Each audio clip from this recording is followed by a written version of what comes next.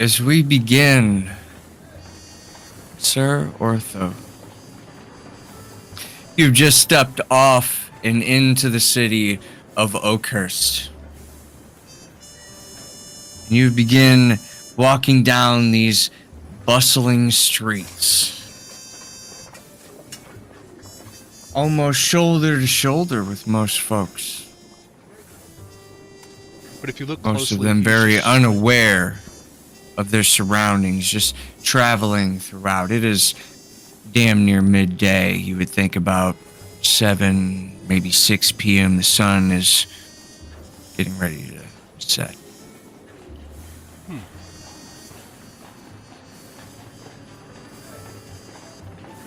As you walk along these city streets, Ortho, shoulder to shoulder, you hear different folks talking about the most asinine requests that the guild hall has been asking lately. Some of them almost certain death. But they would just up the reward a little. Maybe someone would step up.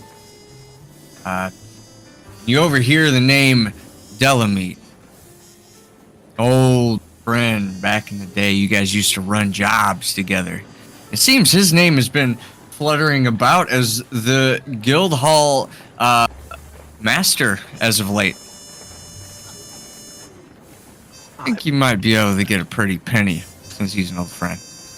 How pretty is this penny? No idea.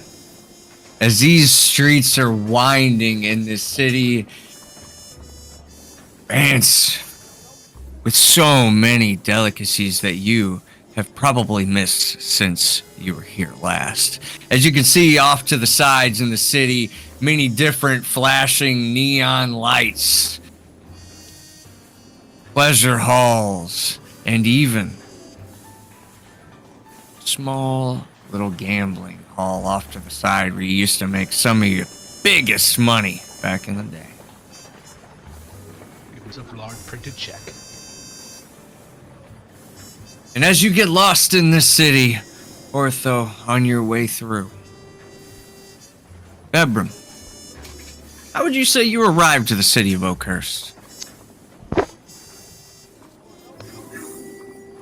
Well, he was riding, on the top of the train.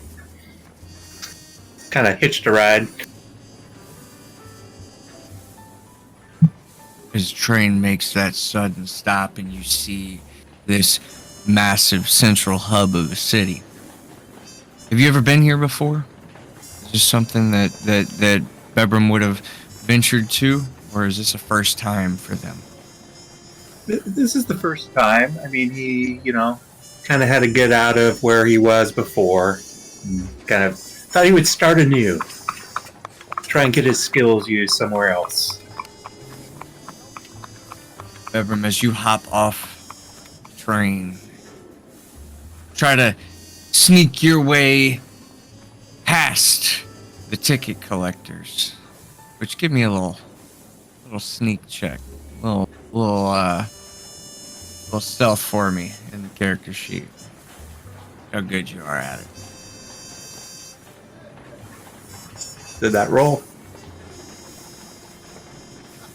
Hopped off, kind of heard the side of your armor kind of jingle for a second as your rapier hits one of the plates on your leathers. Catch yourself as one of them kind of takes a look over and they look right over you. Kind of make your way into the crowd. Just keep walking. Not too long after making your way through the crowd, you see the many different arrays of goods, shops, and services that you would have to walk miles between from where you came from to even see half of what is within the city. However, it does not come without those less fortunate, as you make your way throughout these winding streets. You come across an individual that is sitting just outside what you think to be a grand hall of sorts, or a guild hall. They kind of shake their cup. These people kind of walk by, almost ignoring this individual, but they lock eyes with you as you pass by. Do you interact with them by any means?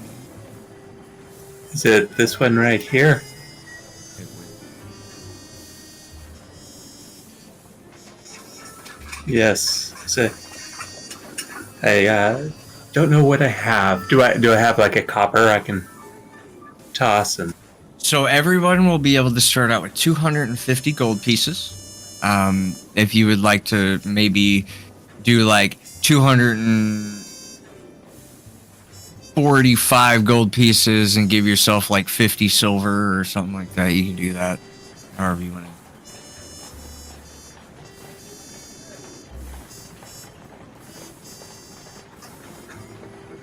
so, yes, I stop and kind of go, maybe you can help me as I toss 2 silver pieces in to the cup. This could get me a room for a week. Thank you. What can I do for you? I'm looking to get an audience to, with some people around here to utilize my skills. Just wondering if you can point me in the right direction, and also just keep an eye out in case anybody's following me or comes after me, if you would. I mean, I'll be here for the next 2 weeks, thanks to you. As far as, well, me helping you, I feel like this may be taking advantage of you, but the store right here leads to the guild hall. Oh, They provide missions for most. Fortunately, I failed my last few and don't have the strength to keep doing so. well, hopefully that helps you there. And I was just, is there any advice I can have while going in? Anything to avoid, or anyone to see? Well, no, the current guild master is named Delamede.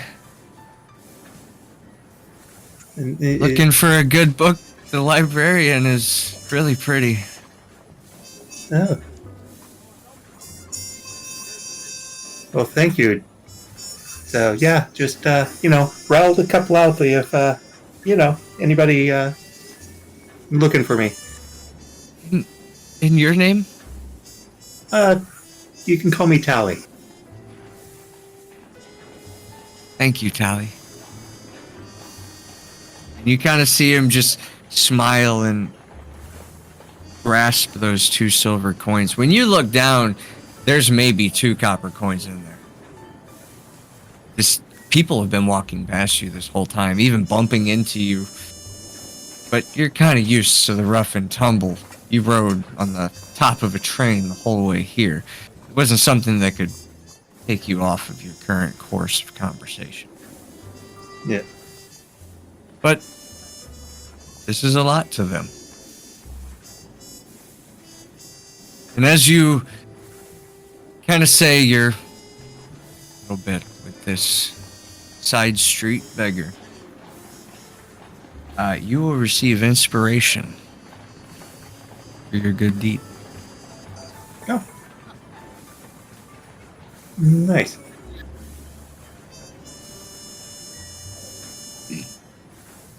As you slowly make your way into the new found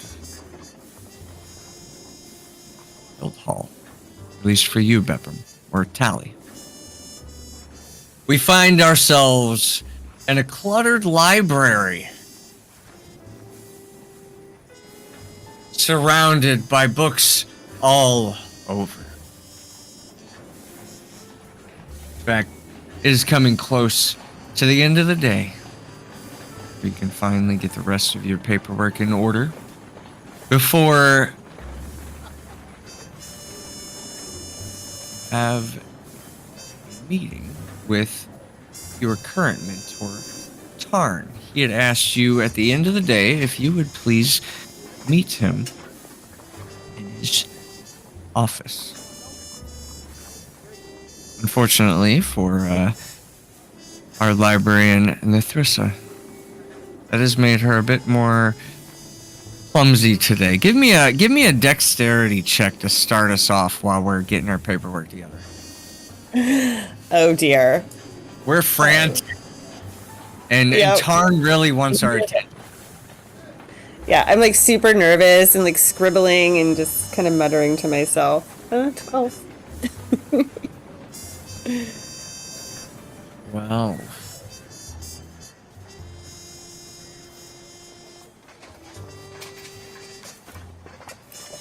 As we flip around through our pages, we kind of drop around one or two, but you think you should be able to get everything done right on time.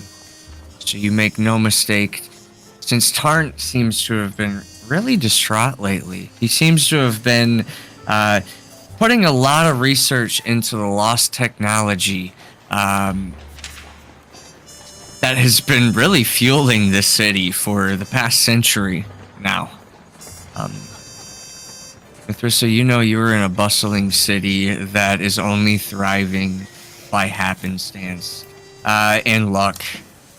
Truly, you know, and you may have decided to come to this city purely because this city is ground zero for the cataclysm that had happened. The arcane energies here thrive, and you know debris from whatever happened near this site is still filled with lost treasures yet to be explored.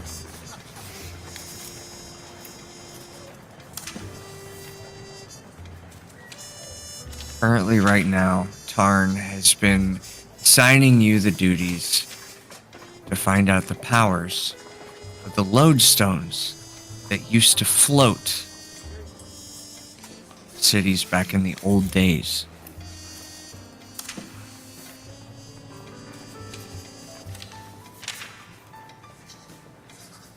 You would know that, again, lodestones are used to power, or used to be used to power flying cities.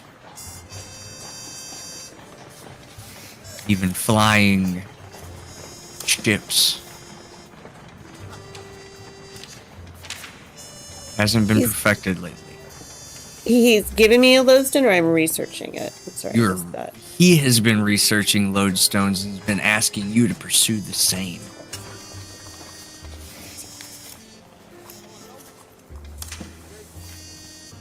He's trying to recreate what has been lost.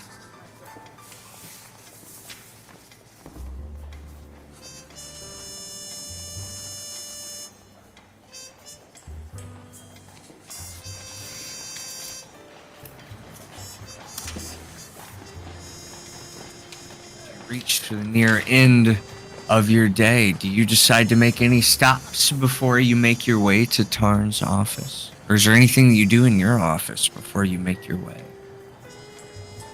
Where is Tarn's office? You'll know that Tarn's office will be to the northern section. Guild Hall. Most famous with the giant crystal that he has in the center of the room. Okay. So since I'm pretty nervous, I'm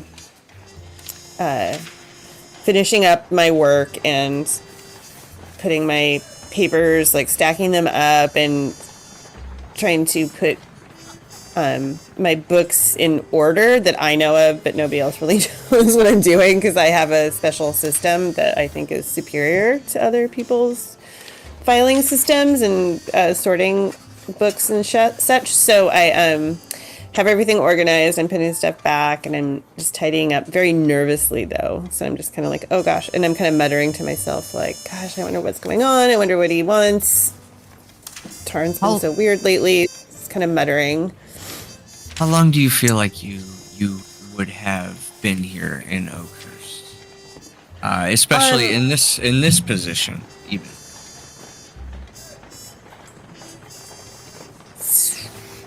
I would say I'm semi new compared to Tarn, so I would say that I'm been there maybe 5 years after graduating from my studies. It's my first job, like my first placement.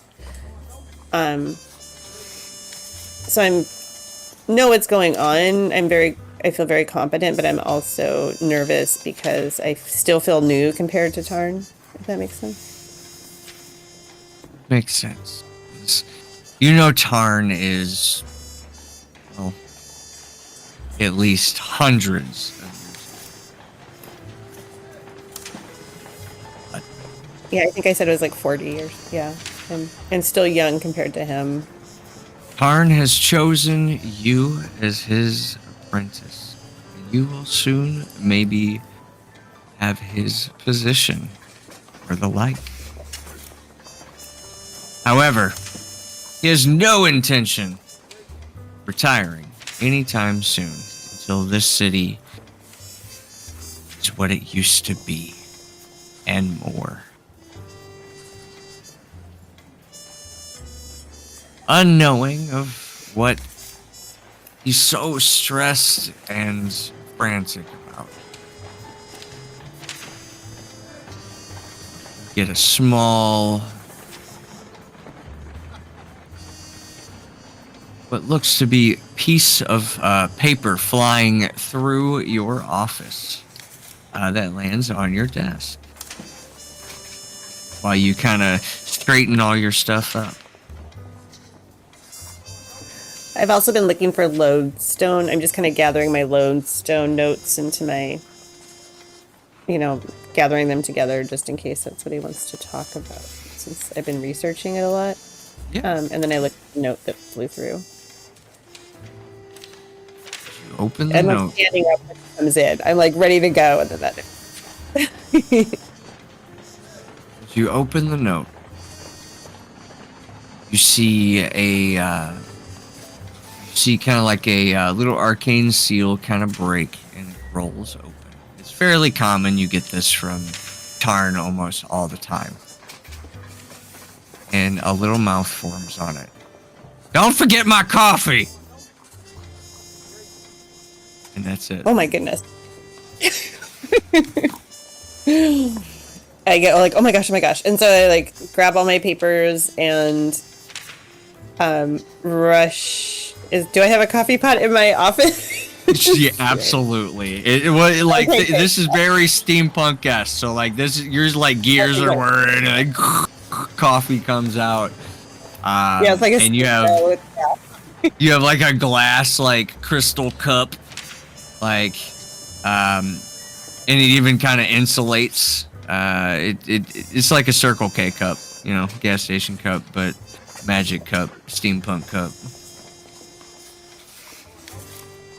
But absolutely. I was gonna see if it was spilled. I rolled a dexterity. Like 10. Yes, absolutely. Okay, you rolled a 10. You Yeah. trip up a little bit. Yeah. But you're good. Okay. I'm like, I'm running out the door, and then I'm like, I have my notes in my hand, got the coffee, and I'm rushing out to get him. Absolutely. Because during that time, as you were rushing out, the reason why you almost tripped up is because you almost tripped over this gnome that has been making his way to the tavern, or the guild hall. Can you point me away to this librarian or the head I'm supposed to check in? They told me up front that I should come in here. I'm the guild librarian. Yeah. Did I like spill coffee on you? Are you okay? Oh my gosh, I am so late. What do you need? Being a little awkward. I'm looking for work. Oh, maybe I'm going to my boss's right now. Oh, hey, I'll just tag along with you. Let's just go. You look like you're in a rush. Yeah, okay. Walk with me, talk with me. And I say it really like stressed, like, oh. I don't know what he might be a little bit. I don't know. Maybe you should wait outside the door though when I talk to him because he seems a little bit upset. But there's a really comfy chair right there. Okay, in front. That's fine. I'm going to stress you out.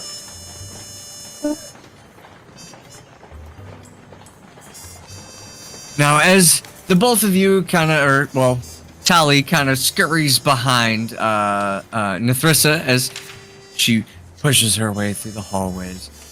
You find yourself near what looks to be like a dining hall nearby that you could kind of rest at.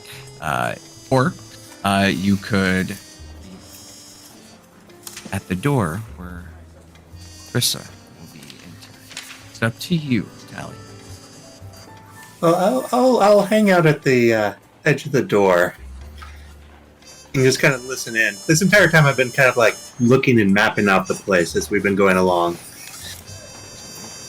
As you actually travel through these halls, you're going to notice, even in the beginning, you started to see what looked to be very finely crafted suits of armor. Every single one of the light sources seems to be a non-heated light source. Seems to be like a arcane node of sorts, almost like a light bulb, really. And as you pass by each of the halls, you did notice that there actually was a front desk area that you passed by, but I guess maybe curiosity kept as you noticed that you were following the librarian. So maybe there was more to learn. And as Nethrissa pushes through and into the halls, you'll hear a very loud, "Damn it, it's about time!" And that's about it for right now as the door kind of muffles some for now. And we'll get back to you here, Nethrissa, as Tarn has not had his coffee yet. You know that he's way better after he gets his coffee. It's like I have my hand out right away. Here. Kind of swipes it up with what you would think is a mage hand because there is nothing in front of you, and brings it to his lips. As we go back to Sir Ortho. The city's pleasures have taken hold, and roll me a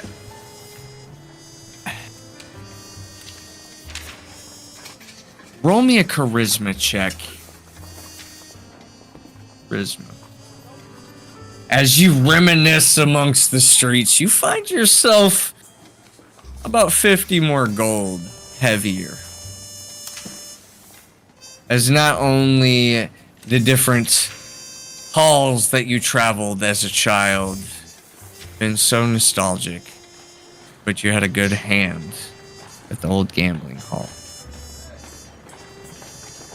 Walking out a bit richer, finding yourself near the guild hall. You see a beggar.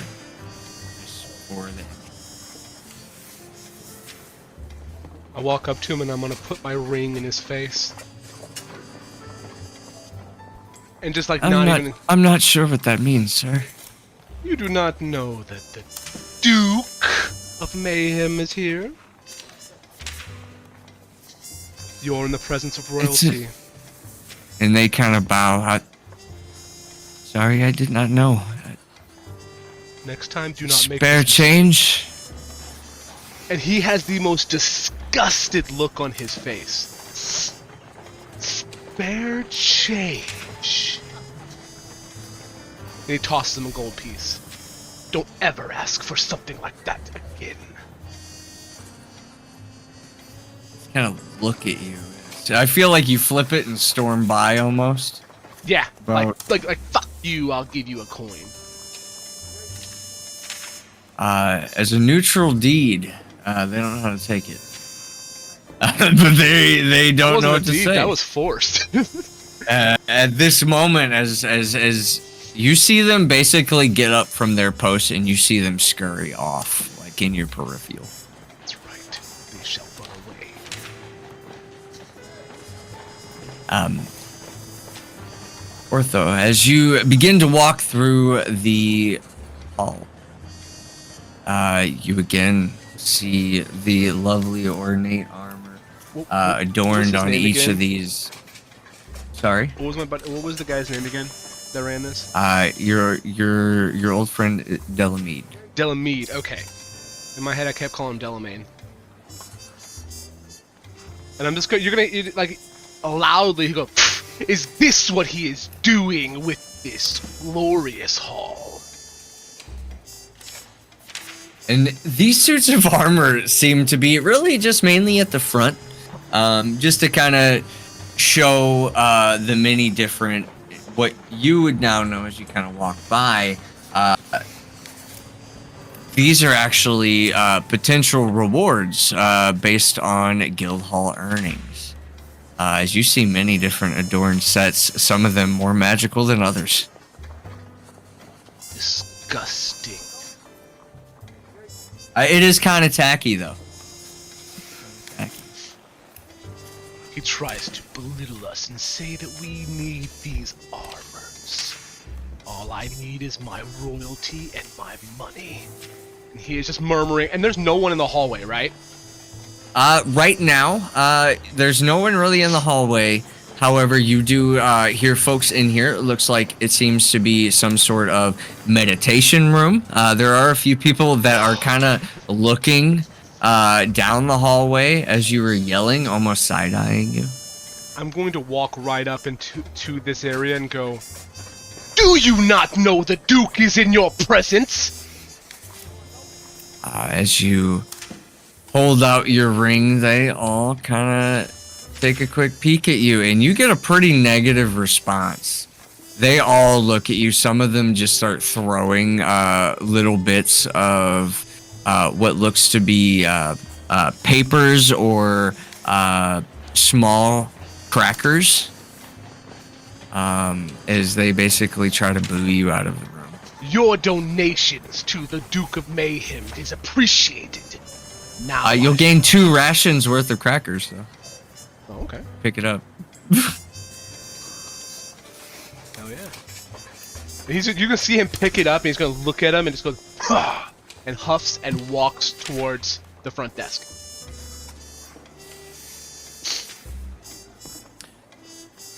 As you do so, you kind of see this short individual sitting on what looks to be a very ornate chair. Grayed skin. He's got a little bit of a beanie on. Looks to be hand stitched. He is not wearing a shirt. Okay, so But he is covered in what looks to be black and red tattoos down in a V shape to his sternum, to his shoulders. And then as well, he has a little necklace, and he has 2 very large looking gauntlets on his hands. And he seems to be writing something down in a book, while these 2 individuals seem to be asking them something. Kind of walk into a conversation. Okay, hold on. With that, can I roll perception to see? Nah, probably not hear anything they're saying. Are they talking loud at least?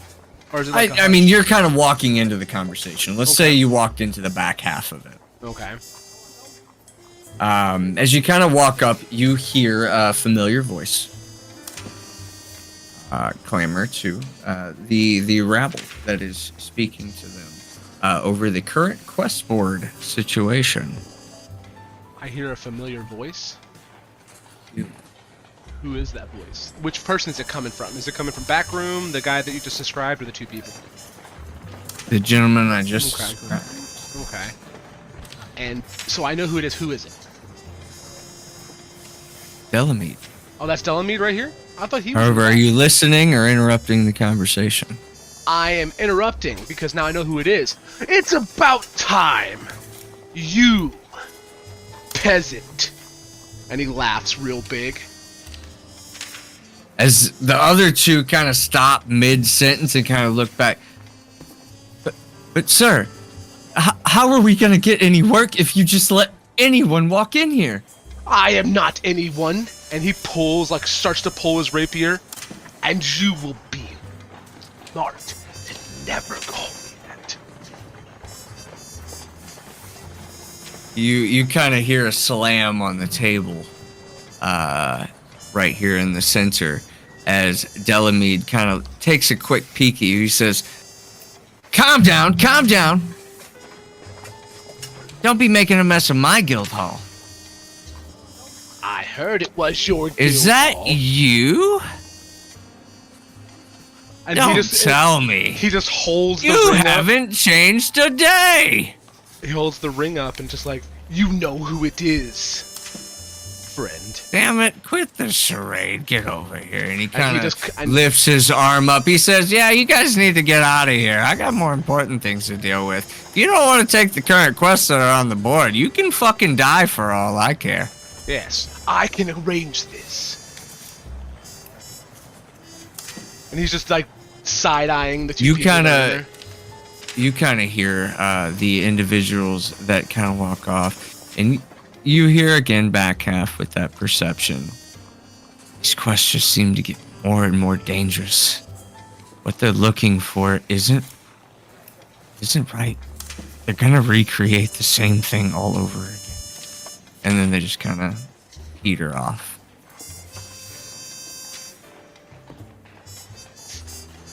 And then, but as soon as he goes, cut the charade, everyone leave, you're gonna see him like immediately come from like the whole prestigious royalty to like, now he's all limp and going, he looks at him and he just runs at him and gives him a hug.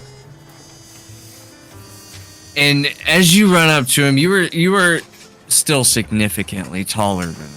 He's like 3'9". He gets picked He is up a and deep spun. gnome. And he gets picked up Yeah, and he's- spun. Now, as time goes by for deep gnomes, they don't really age really until their back half of their years. Delamede is starting to look more so in the back half of his years. As you pick him up, you notice his strength is purely artificial, as his hug is not nearly as strong as what his fist would be on the table. Well, looks like He you're hugs you getting back. weak in your old age, old man. His tone is completely changed too. Like his voice is because he's not doing the charade. Wow, you're getting weak. You know, you made me look like an asshole. You are an asshole. Yeah, but what are you doing around here?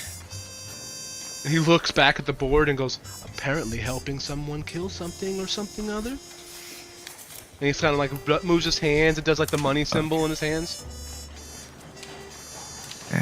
Yeah, you caught me. Yeah. So, as of late, we have been receiving weird requests from Tarn. You haven't been here in, well, forever. You didn't even know I was the guild hall master. God, we have so much to catch up on. Long story short, the quests that I've been receiving to send folks out usually have came from our guild hall's wizard. And all of our scholars, they put together what we would put on the board as adventures. And lately they've been sending folks on more and more dangerous adventures, and less people have came back. And, well, yeah, I told them they could die for all I care, but I needed them to get out of the room so I could actually talk to the real you. And he just kind of looks up and goes, well, if they can't do any of these quests, why are they in the hall? Things used to be a lot easier, but these artifacts are getting harder and harder to find. We're having to leave Ground Zero. And his face goes in, like, does he know what Ground Zero means? Absolutely. So This is the point of impact. Okay, so like with him going like he's like doing a smile and his face immediately goes stoic when you say that. Stoic serious.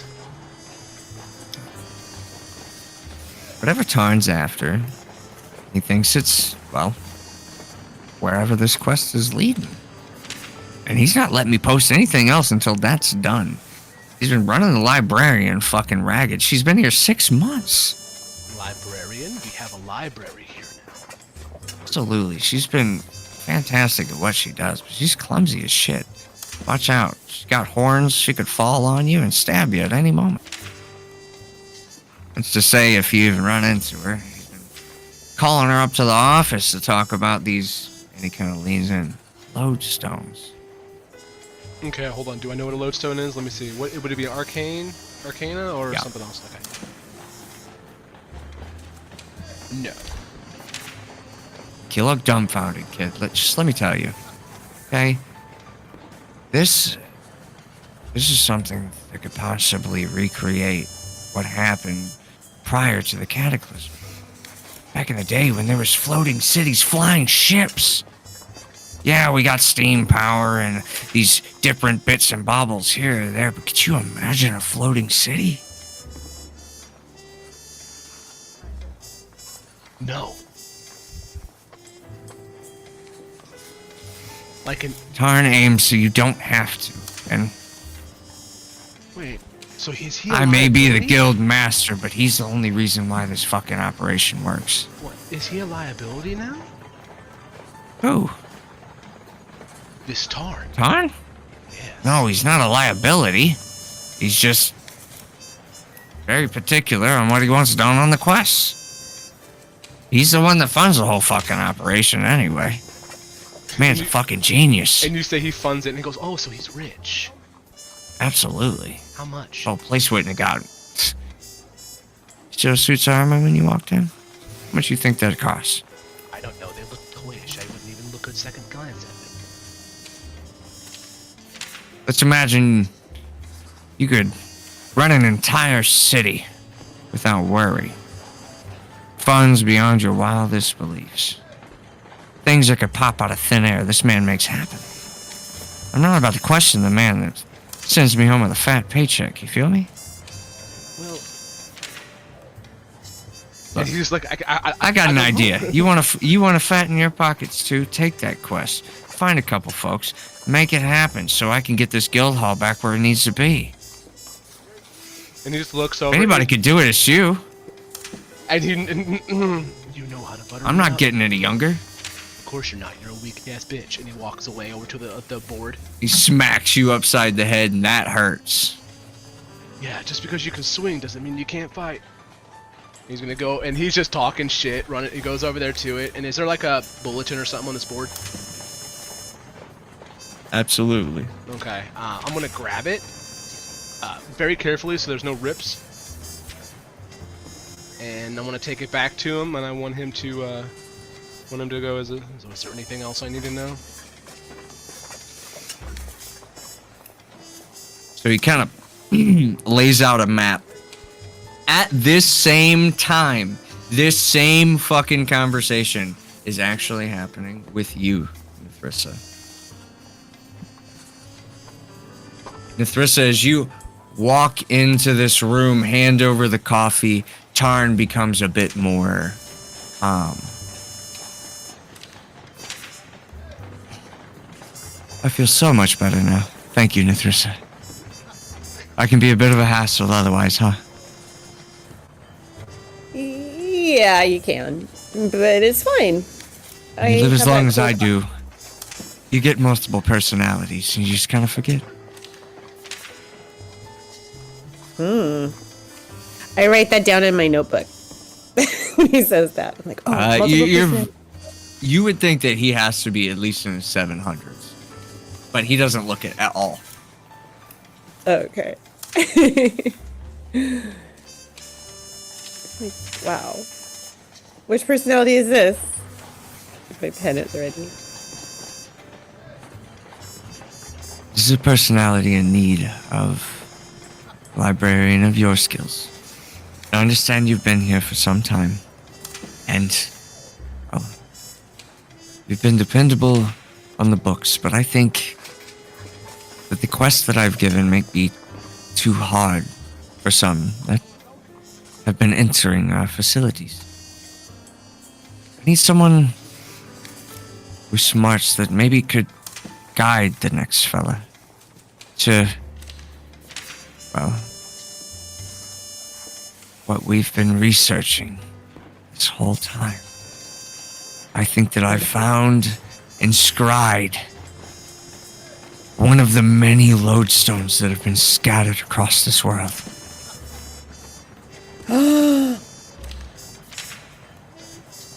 You want I me need to go? you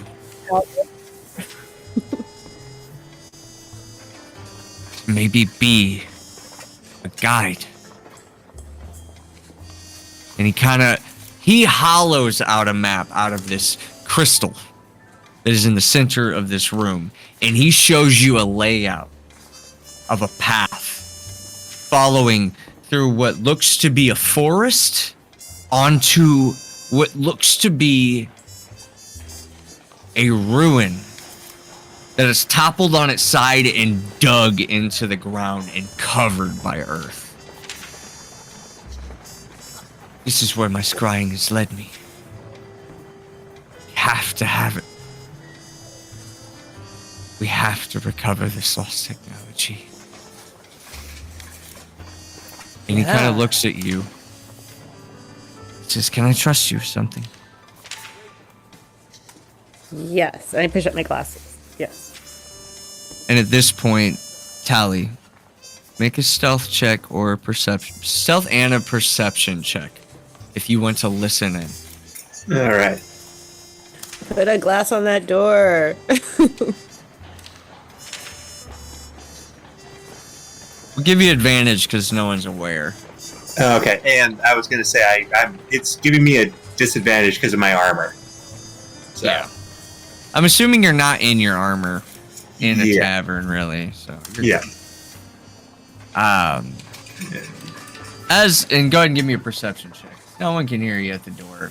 Yeah, you're kind of getting some of it. And same time, by the way, Orthos, you were getting a layout of what Tarn had given Delamede, and now Delamede is showing you. So at the same time, you guys are looking at the same map, except Delamede's is on paper, and Tarn's is like a holographic projection. Okay, so he's got like the official one, and then Tarn's got the cool-looking futuristic thing? Yes. Alright.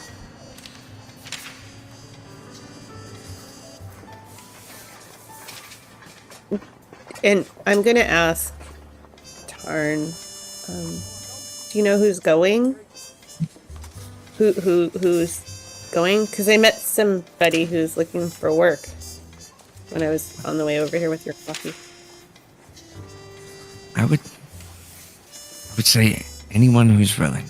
However, I know that it is a dangerous task.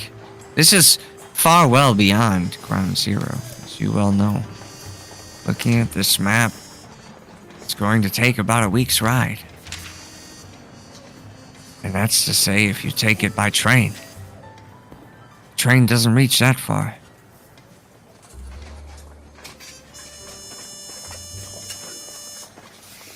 Prepared a buggy, might be able to assist all of you with. But Ooh. you're looking at a bit of a ride. What I need to entrust with you is that this lodestone come back here. Don't let these adventurers keep it. This is far too precious. How big is this lodestone? As he gestures forward, he creates what it looks to be about a foot-long diamond rather large. Oh, I could with- hide that in my pack, maybe.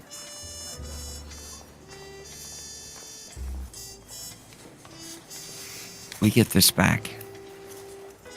This will allow us to be able to bring the guild further than it's ever been.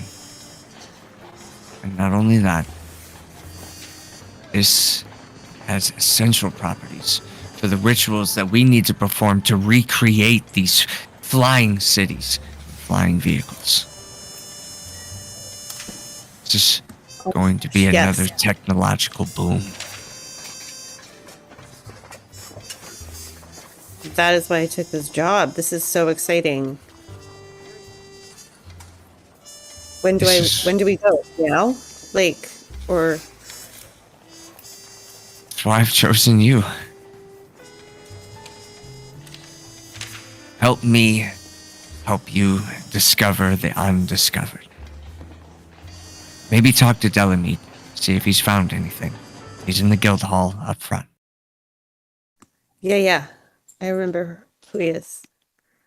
I haven't really been in the guild hall. That'll be exciting. Don't forget to rest up before you take out that guide, or be the guide for these adventurers. And Okay. as you kind of finish up this small meeting, given the current circumstance, as you walk out, I'll say that Tally, you're able to kind of back up and kind of just put your back against the wall, nonchalant, like you weren't just listening. Just a little whistling in the corner. Nothing nuts. Hey, Hey, go in there. we got, I'm so excited. Oh my gosh. Okay, so I think there's a job that you could help me with, and we have to go to the guild hall. We have to go where? To the guild hall. Oh, Down down there. And like I just point somewhere. Hey, what yeah, is it? I died. I'm so excited.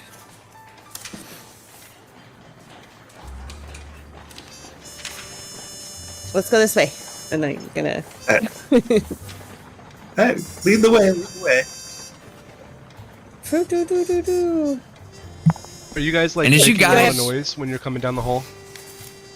As you guys Oh, yeah. begin to kind of walk down the hall, you do walk by what looks to be a dining hall where a few servers seem to be laying out like a meat platter of sorts. It seems to be available to anyone who's currently staying at the guild hall. As you know, there are even rooms here for adventurers to lie down for the evening. So, Hey, and that's not where. Do you want to eat something? I was gonna say it's been a while since I've actually eaten. Can we stop in? It's smelling really good in there. Yeah, I think that let's do it. I'm starving. I don't think I've ate all day. Yeah, This that'll isn't probably good. help. Looks like you've been Yeah. stressed out. Just relax. Got a little bit something to eat. Yeah, I will. Meat always like helps. as you guys make your way into the dining hall, it's rather easy to find a spot. Server comes by, lays down mead, juice, whatever may have you. There's pitchers all over the place. It's rather self-serve. They're just kind of laying things out. But as you do so, we're going to cut back to Ortho real fast. Ortho, as you get the plans with Delamede, and he kind of shows you out this map. So, what are you thinking? You think you might be able to do this job just so I can clear out that board and finally get folks back in here that aren't afraid to take on a quest? He looks at him. I look at him and go, "How much does this pay?" From the looks at it, going into this outpost seems to get a rather expansive reward. You're looking at one of any of the sets of possible armor that we have to offer, and then as well, it looks like he was offering what seems to be 1,000 gold pieces for the retrieval. How about 10,000 and you can keep the armor?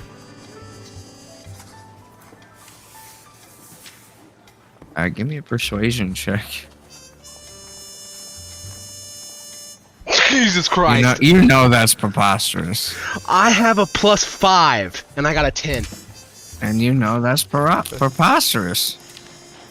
But So I can do half the- 15, and it's 15 for each person that you bring. So, I mean, if you don't want to tell them what the actual cost is, I don't give a shit, but you're getting 15 a person.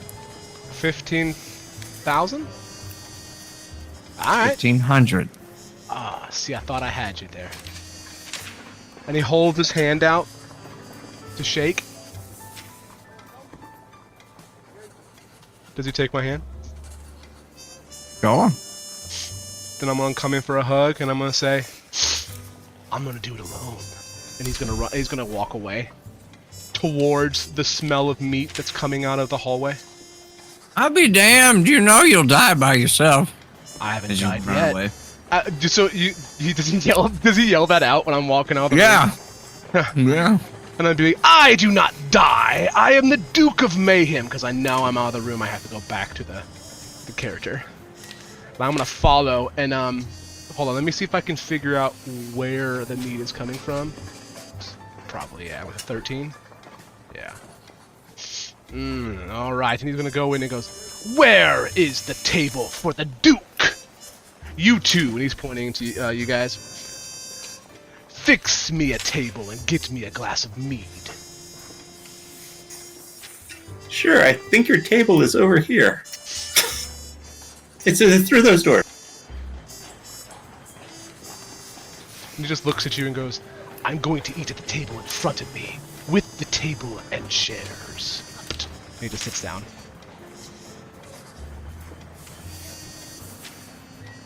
Then he goes, you, girl.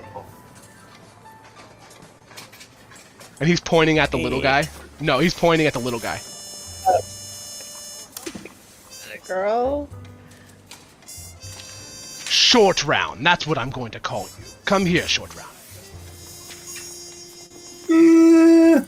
I don't think so. And he holds up a bag of coin. Come here, short round. It's gonna cost a little more than that. And then he turns to the other one. You! Do you know the librarian? I have an appointment with. Oh, who are you?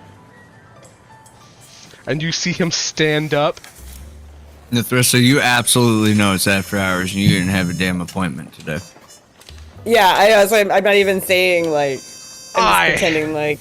You! I am the great Sir Ortho, Duke of Mayhem. And he holds the ring out. Tally looks down at his ring. Roll a history check for me with advantage. Me? Uh-huh.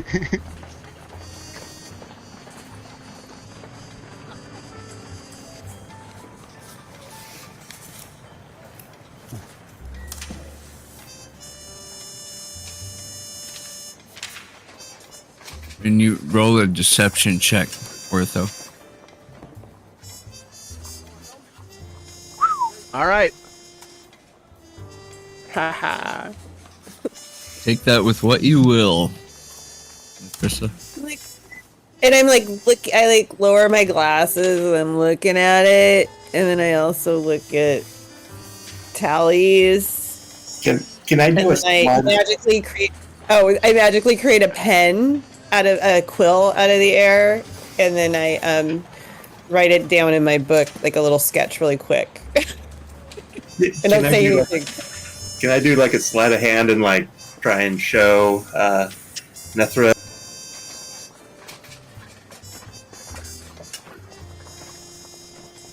You cut out. I'm sorry, buddy. I was gonna say, can I like do kind of like slide a hand and kind of like show Mithra my ring, kind of thing. Yeah. I'm looking at yours too. I'm like, I'm trying. Kind of giving her a nod. It's the same ring, right? The exact same ring, yes. It is. Okay. Yeah. So I'm like, because I just did a quick sketch of his, and I'm looking at yours, and like, oh, okay. And I still don't say anything. I'm like, okay, that's a ring. Yeah. You still Why never did you need answered to my question. The librarian. Why did? She has Why? to tell me important questions. Tell you important questions about what? I need this. So he's gonna pull this giant book out, and in the book, it's got a bunch of just mad scribbles, and only one question. Answer this, and it says, "Where do babies come from?"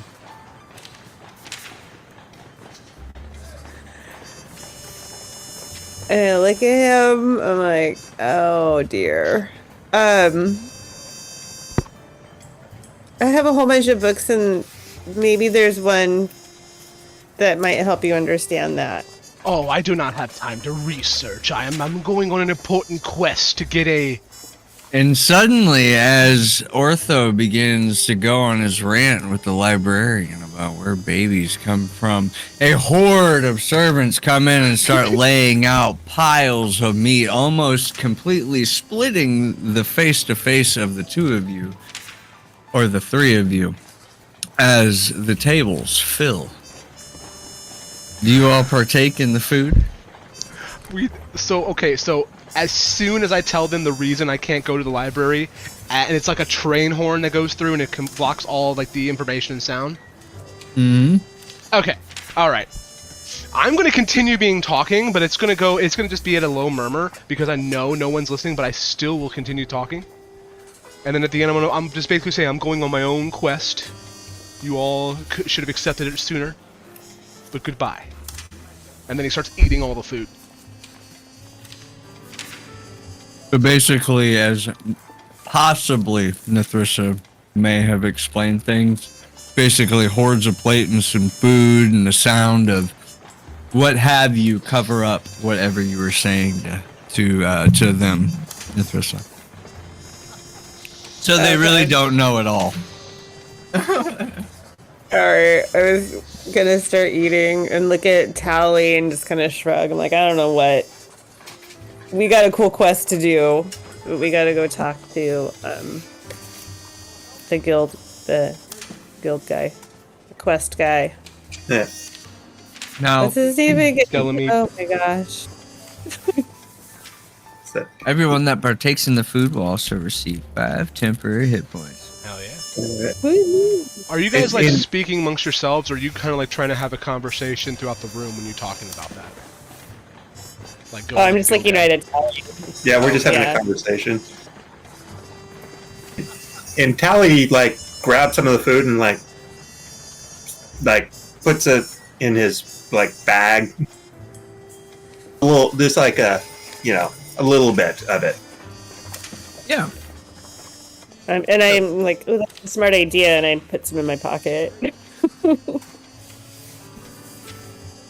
Kind of find some of the dried meats, things that you think might last a little longer. Yeah.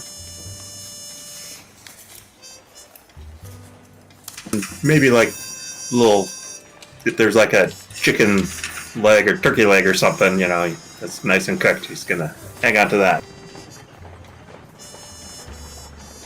I'll do you one better. He finds even a nice wine jug that would fit right on his side pouch. Has a little handle. Ooh. Is it full? It looks to be, and you would recognize it. It looks to be a very freshly made. You can see on, or sorry, not freshly made, freshly. Bleh. Basically aged. Sorry, it is very aged wine.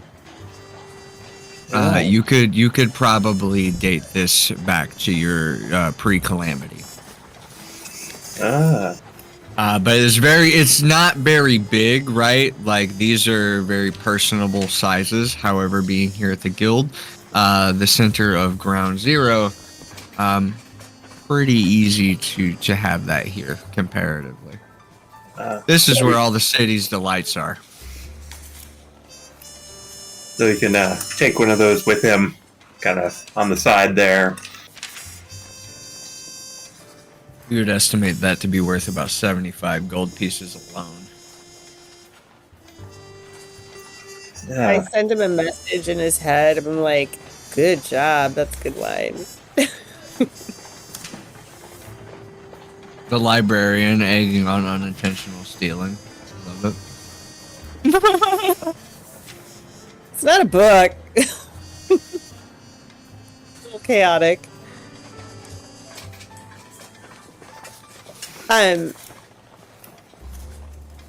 So I tell Tally all about the quest, so he knows about all of it, like what we're gonna go do if he's interested while we're eating. Does So it gets us out of town for a little while, and yeah, it looks like it pays off a little bit. I could be into that. yeah. But do you think just both of us can pull this off? No, I think we're gonna have to go find out. What's his name again? D. It starts with a D. Delamede. Delamede. The name Yeah. really came from a character, by the way, that I played in another game, and I named him Deli Meat. That's awesome. Nice. Now I remember. We need to go talk to Delamede to see if they know of anybody that wants to go with us, because I've never been out really outside at all. I've pretty much always been inside, it feels like. So I don't know what it's like to go out. No problem. Just stick with me. I've been outside most of my life. It's all good. It's all good. Okay, cool. So before we go, though, Tally wants to kind of climb up on the table a little bit, look over the pile, and go, "Excuse me, sir. Nice meeting you. What was that? The Duke of Misery? We'll catch up later. Talk to you later, sir." So you don't want to go on the quest, huh? I don't know what you're talking about. We're gonna go talk to Delamede Good luck. About he a holds, quest. He holds the paper about up a and he goes, quest. There we go. already got it. And he puts it back down in his pocket and continues eating his meat. And the piece of paper catches my eye, because I'm always curious, and I walk over and around the table and say, like, what was that on that piece of paper? Can I take a look? And he looks and he goes, "Do you think you could be up and find... What are those stones called again?" Lodestones. You think you could be up finding something called a lodestone? And he's like right next to you, whispering in your ear. And I make a little, like, I try to, like, stifle a smile, and I'm like, maybe I could. I'm not sure. Do you know what they are? He looks at you and he goes, "I know you know what they are too, librarian." Well, you can tell me. I'm not the librarian. You've already admitted it. When? I didn't know it. He just goes like, "Earlier, your words." Oh. I'm one of the librarians. What do you think a lodestone is? And he just kind of looks and goes, "That's something I guess we'll find out together." Oh, okay. And he smiles real mischievously. And he goes, "How would you like to make 1,500 gold?" By the way, you had no idea that there would have been payment if it was, Okay. Yeah, I was wondering if I knew if there was a payment. Well, perhaps, hey, Tally, come over here, and, like, kind of get his attention over to us. Yeah, Do you want? Tally's been listening in a little bit. Yeah. Like, do you want to do this? But I thought you told me, he like kind of gives a little wink. I thought you told me that we were going to get it was going to be like 2,000 a person. Oh yeah, that's right. And you see Ortho look at you and go, "That might be. I asked her if she wanted to make 15. I didn't ask you if you wanted to make a dime." And he looks back. So 1,500 gold. How does it sound, librarian? Only if he and I each get 20 or 2,000 gold each. Okay, librarian. How would you like to make 1,000 gold? Each. Overall, by the way, it was only 1,500 originally. So the 2,000 would be even more outstretched than what he would have. Mm-hmm. And it was 1,500, and then you said you wanted 2, and I said, okay, well, how about 1,000? Yeah, I was still gonna hold it at 1,000 because it was 1,500 originally for each person, though, right? Yeah. So if you take 1,000, that's fine. We'll take the 7,500. That's fine. And he looks over and he goes, so I'll be doing business dealings with you. And he looks back at you, Tally, and he goes, watch your back, little one. Yeah, maybe. As he kind of like, wait, and you're the Duke of what again? I'm the Duke of I'm gonna kick a little bitch's ass. And he turns back and he's visibly angry, and he goes, and he turns back to Tally, I'm sorry, this is not like Ortho. That's fine. But at least I know where babies come from.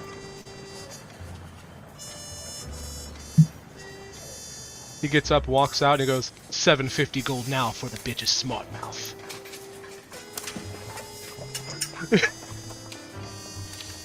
He walks back, I'm sorry. Yeah, we just stand there. We're like, whatever. So it's 2,000 for me and 2,000 for Tally, because you're not gonna be able to do this on your own. And he just turns around and literally walks through walks out the door. And he's like, goodbye. Or how about this? We split it 3 ways, whatever we get. Ortho is down the hall now. He's walking towards the entrance. And now, as Orthos makes his way throughout the tavern, you'll find yourself running into many different servants kind of that make their way through. Are you guys staying for the evening and possibly leaving in the morning, or what are we doing? It'd probably be good to get a good night's sleep. Leave in the morning, bright and early. Oh, did we get it in town at night or something? Yes. Oh, okay, then yeah. Yeah, I was getting off work. It was evening. Oh, okay. Yeah. Hey, I guess only Tally can hear me, but Yeah, Ortho is already in his room. He's gone. Which room? Only Tally. I know where to get a room for cheap. Oh, that would be appreciated. I don't take up much room. Yeah. There's that. I hook him up like with the room. Give him a person. library pass. Yeah. I'm like, hey, cool. The Duke, or Ortho, subtract 2 silver pieces, and then you two, technically Nethrissa, you would be able to rest here for free, and then Tally can use the library pass. Yeah. And, before we go to bed, I go, can I be right back? And Tally just wants to go out real quick, take a look to see if that beggar was still there.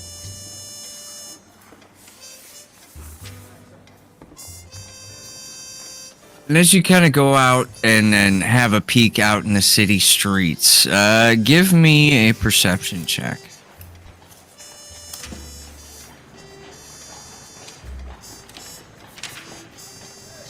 Trying to find a beggar in the bustling city streets is a dime a dozen, buddy. Okay, so he wasn't there to... Just wanted to chat with him to see if he saw anybody. Probably just took off. Make an investigation check around the area. That's nice. You'd think either he's really good at looking out for you or he's really gone. Yeah. Said, too bad I have this chicken leg for you. He starts eating as he starts walking back in. The chicken leg. Unaware of whether or not the beggar was true to their needs, or maybe that they were shooed off or their needs of the day had been met, the chicken leg is still fulfilling.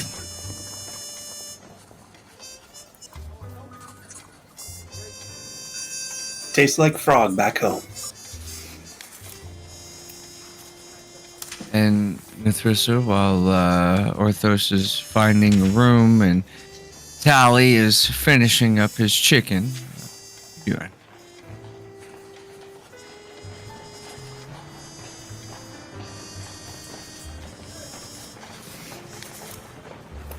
You might be muted.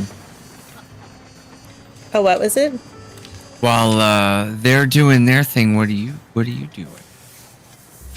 Oh, I go back to my office. I was gonna start doing that. I go back to my office here and do more research on the lodestone, but eventually do get some sleep. Do I sleep in my office usually? Is that like, would that be what? Well, you are a wizard. I would say that it's easy enough to like conjure like what you would think like a pull out bed from the wall or something.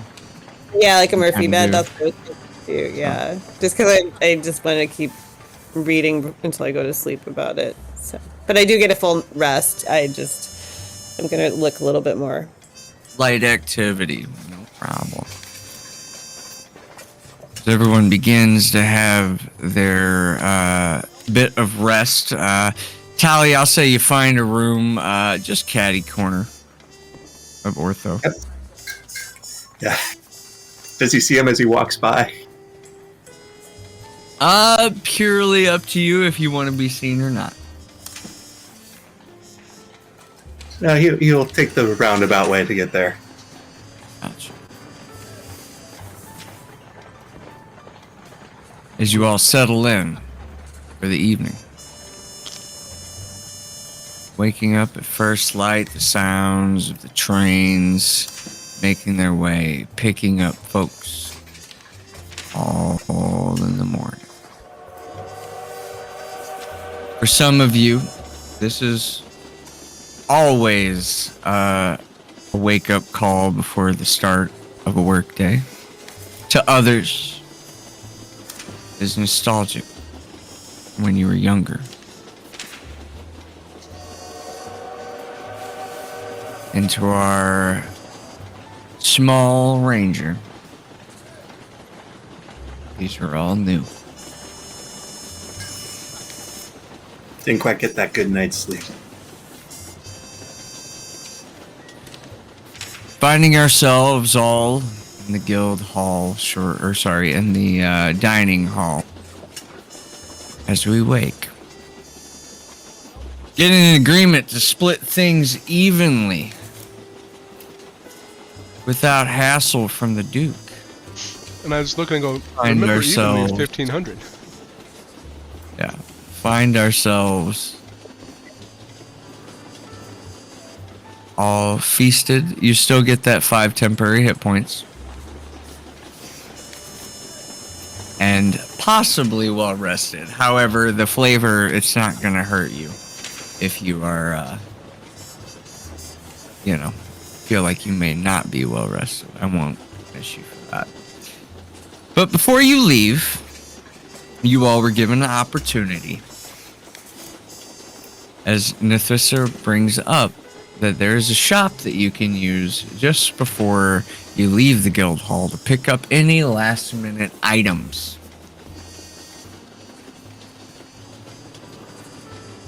That would be located just right here.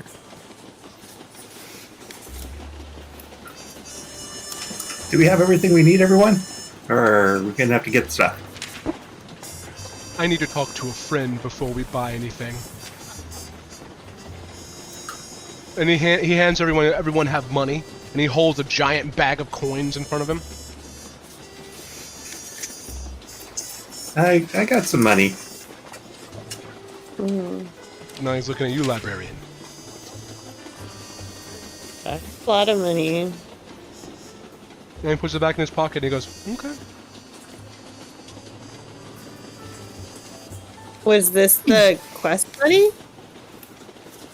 Silence. No, you so get it each of you should have 250 gold pieces, and then as well, Orthos made 50 more while gambling in the streets. I had 2. Oh, okay. Yeah, so he has 300, and then you guys should have 250. I think that at the shop we should make sure we have enough rations and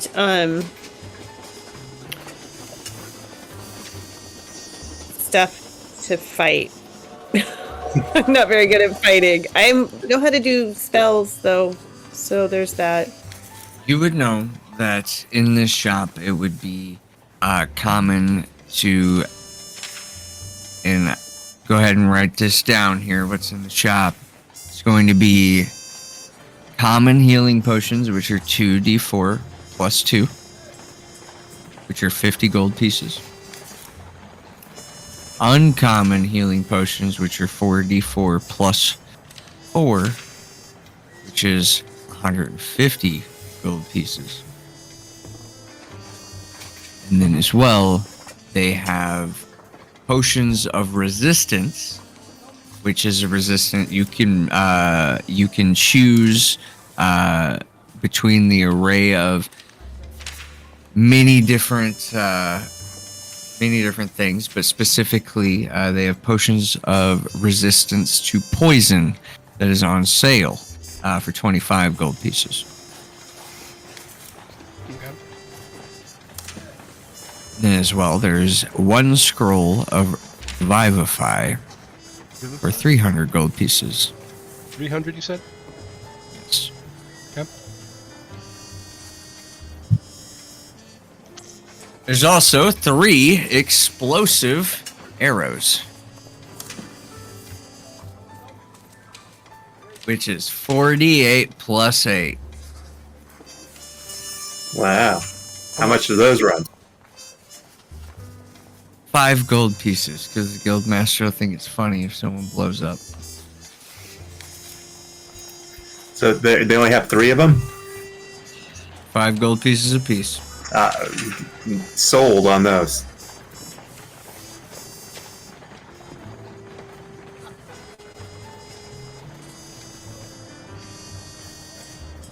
And while you're buying, I'm gonna run off and see if Delamede is still at his desk. What's going on, dude? What can I do for you? I have a Thought you already left. We're leaving now. I have a request for you. Damn, did you eat good, though? I made this morning's meal. And he just smiles real big and then goes, Man, you're all business. Fuck you. What do you want? I told you I smiled real big. It's like Yeah. Can you see if the guild shop will let us have an item of our choosing? That's a fucking broad question, buddy. You don't show up after like 50 years and ask me for free shit. I'm giving you a good quest here. And I'm going to deliver it. You knew that when you give it to me. What do you want? I would like me and my 2 party members an item that's free in the shop. What? Whatever they want. You gotta say it right now, because you're getting 1. 1? Alright, how about the scroll of Vivify? You didn't even say it right. It's Revivify, you idiot. Okay. He's just like, Sure. good. And he immediately says, you said sure? He's walking away. Who wants the scroll? Ooh, I do. I'm a wizard. And then he goes, it's free. Get it. Cool. As the kind of shopkeep looks over, Delamede looks around the corner. Just fucking let him have it.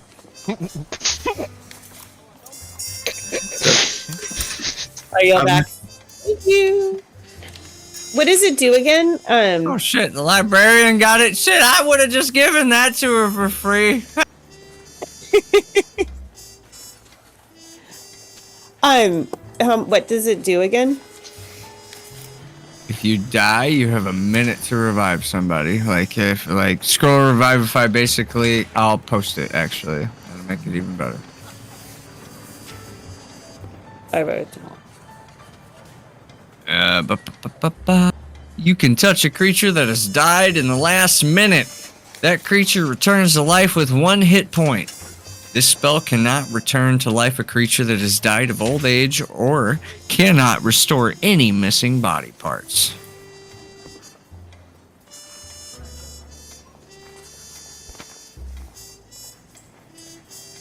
Awesome.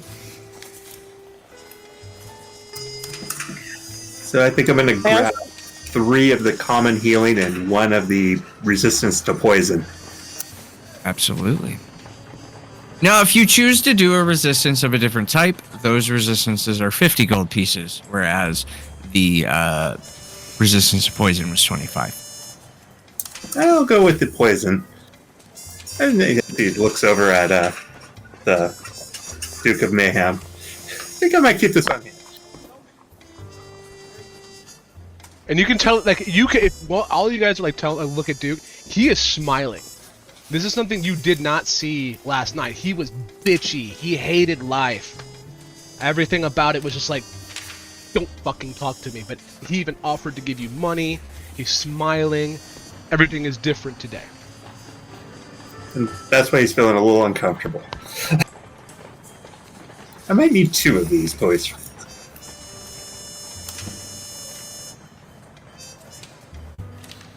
So you got the explosive arrows and some potions? 3 explosive arrows, 3 common healing potions, and 1 potion of resistance. Okay. Alright. Then I guess I'm gonna take, let's do 1 uncommon and 2 common.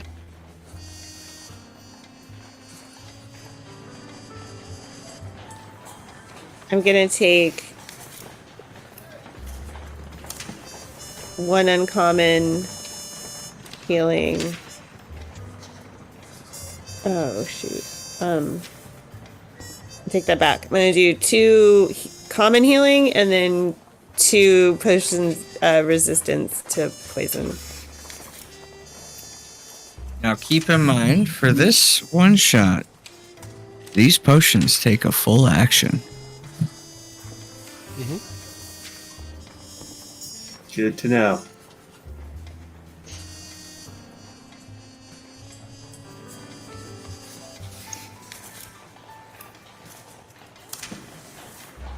As we gather our tools together, prepare ourselves for our journey. Krissa, you do have a brief flashback, and remember, Tarn said that he will have a buggy ready for you at the entrance whenever you are ready. Yeah. Hey, you guys wanna get rolling? And I'm gonna look at Delamy and say, like, Delamy, is there anything else you need to tell me about this?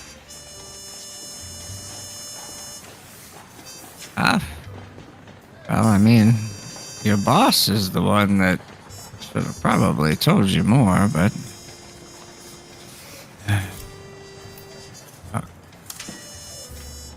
I can only tell you what he's told me, but I can also tell you what the adventurers have told me when they came back.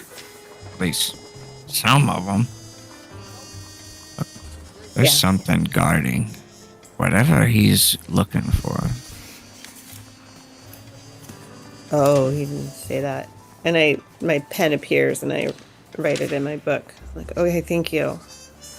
I'm not sure what it is, but it's a ruin of whispers, from what I hear. Some people come back saying they keep hearing things in their head. There's that poor sap that keeps sitting out in front of the guild hall. I wouldn't dare shoo him off. He hasn't been the same since he's came back. Oh. Look, I wish I could tell you more, but I'm too old to go out there nowadays. Okay. That But- helps. Come back alive. It's hard enough to find a librarian that can keep up with time. And I stand up straighter and I'm like, yes, I will. I hope. I hope too. Otherwise, I'm gonna have to keep that fucking quest on the board for the next people to come by. Yeah.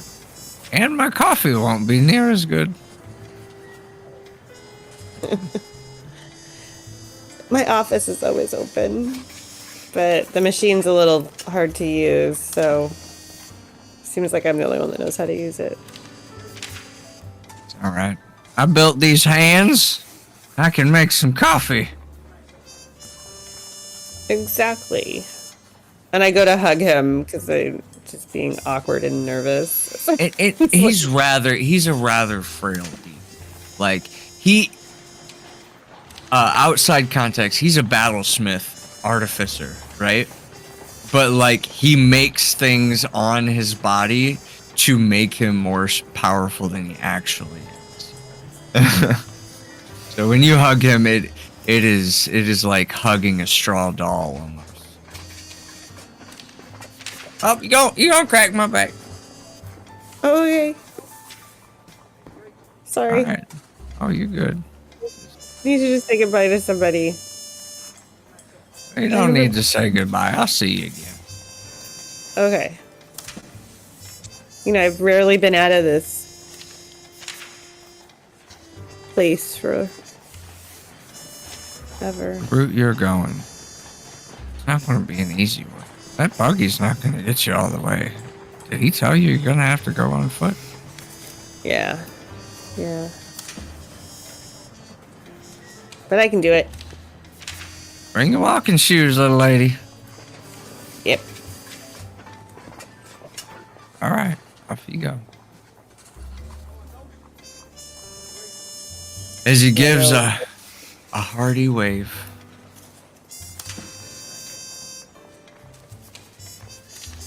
What were you gonna say? I'm sorry. Oh, I was, as I run out, I kind of trip on the door. Like the, like edge of the door.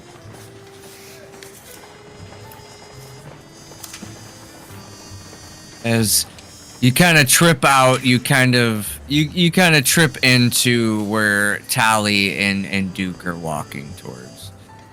Whether or not they kind of see you trip is absolutely up to them. Watch yourself, librarian. Like, oh, hey, wait. Okay.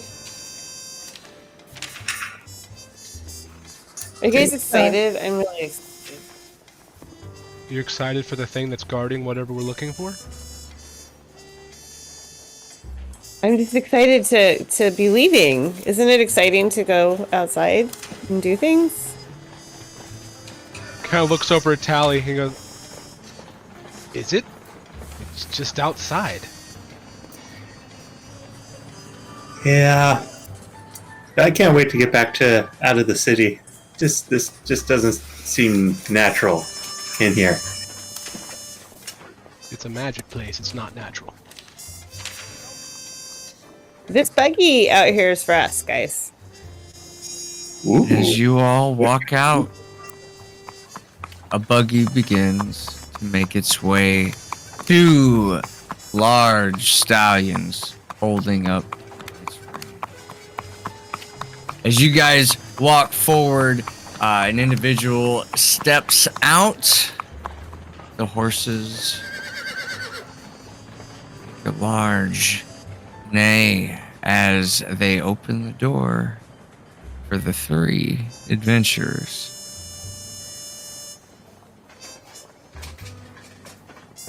Khan said we should be expecting you. We should be able to take you half the way. Once we meet the forest, though, you'll be on your own. And then the other buggy will take us the rest of the way? Absolutely not.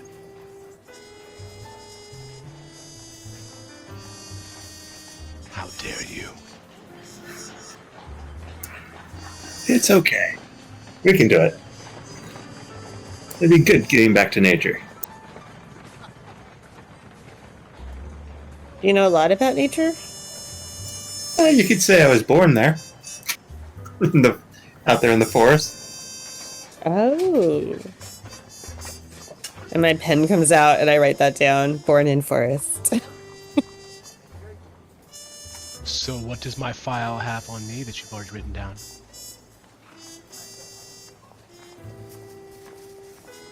He looks over and he goes, how much have you written about my ring? And he looks at Tally's ring and looks back at you. Like, have you... Like, I drew it. Oh, okay. Yeah, I thought it was pretty. It is a pretty ring. You want it? As No. you all gather inside the caravan, speak over the ring and all. This is a one-shot. I kind of have to keep it moving a little bit. Sorry. This might actually... I won't lie to you guys. Since we've been doing this for a little bit, do you guys want to make this a 2-shot, or you want me to keep it a 1-shot? Quick question. on that. Yeah. I'm open to either way. Because the reason why I ask is because, you know, if we aren't able to play on some days, we can pick right back up on this one. Yeah, we can keep it open, I guess. Yeah. But I do want to do as much as we can, though, because... absolutely. So that's my next question. Are you guys okay with going a little bit further than 10? Or, well, whatever time is for... It's 10 for me, but, like, I can do it longer, but I'm making sure you guys It's 10 for you? when it is 10. Oh, I was like, dude. Like, you guys have, like, a little more than an hour left in you, right? Oh, Yeah, you. Okay. Yeah. Good. That's all I was making sure of. I just want to make sure I'm able to do it. Because the roleplay's been great, but I think we did a little bit more than I thought we were going to, which is awesome, actually. I think But I because didn't we already realize that. used to each other. Yeah. It doesn't usually go that smooth in the roleplay that quick. So I was like, damn. I thought it was gonna go bad because I was like, I thought I pulled on too mean at the beginning. But I need to take a quick bathroom break, guys. That's also why I need to take Oh, yeah. yeah. Absolutely. Let's have a little bathroom break, and we will get back to our traveling. Fun. I hope you guys are enjoying yourselves. I love this this little setting. Yeah, it's very promising. Yeah, it's super fun. I like the characters. Like, as you're doing the bathroom, I was just gonna do like a little bit. Like Ortho is just telling you everything about him. Like as he's going, and he is just like telling a whole story, and he's never referred to himself as the Duke in this entire story, but he has like paperwork and everything in his possession that he's showing you with like a royal seal on it, and his name is Sir Ortho, Duke of Mayhem, written out on these papers, and they're all legit. And then when he gets to this last page, he hurries up and goes past it and goes, no, you don't need to see that. And you can see that there's a photo on it, and it looks nothing like him. Because Ortho is like he's literally like a robot. Like he's like a blank slate kind of thing. So he's like white with silver hair, and he has no color. And this guy is clearly like a human.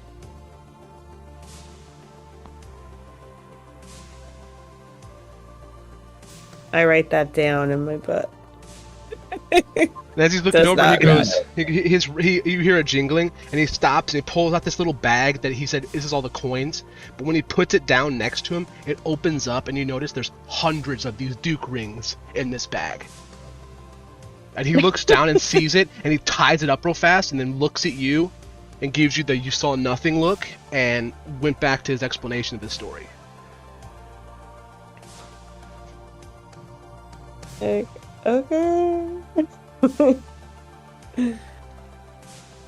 And throughout the conversation, you'll hear him change his voice from this to this.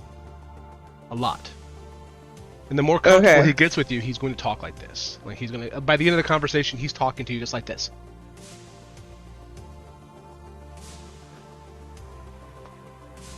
I'm taking note of all of this because I'm observant. So is there like a way that these people that are driving see us, you think? Or is this like a private? It's private cap. Okay. I'm gonna look at you guys and I'm gonna say, you guys want to see something really cool? Sure. And he looks at you, Tally, and you can just feel like a weird shake. And as you look back up, he's you.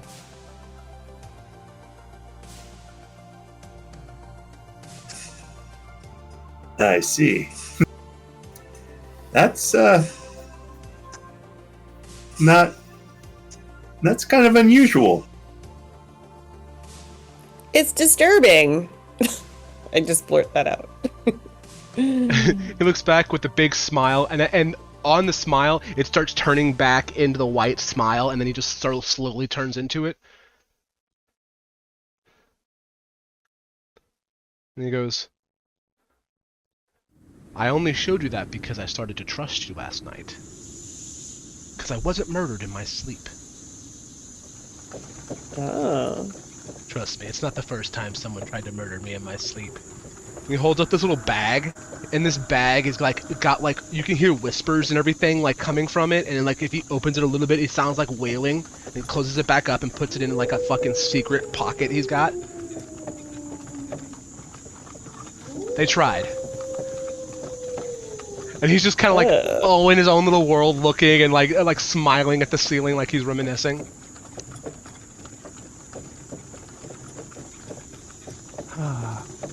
Good times. So what do you guys? As you guys are continuing along your buggied path, it has been,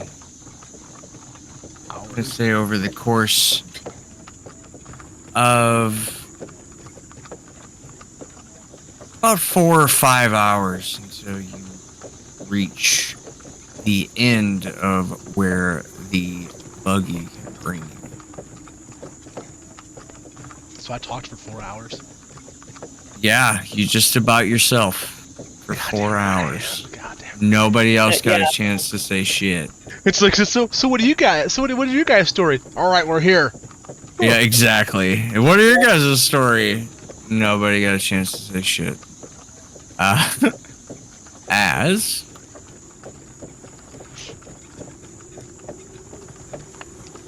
we find ourselves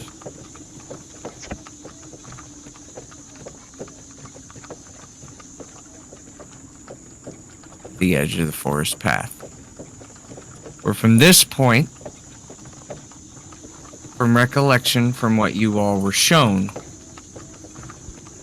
you would need to reach the other end's edge of this said forest to be able to reach the ruins that you were searching for.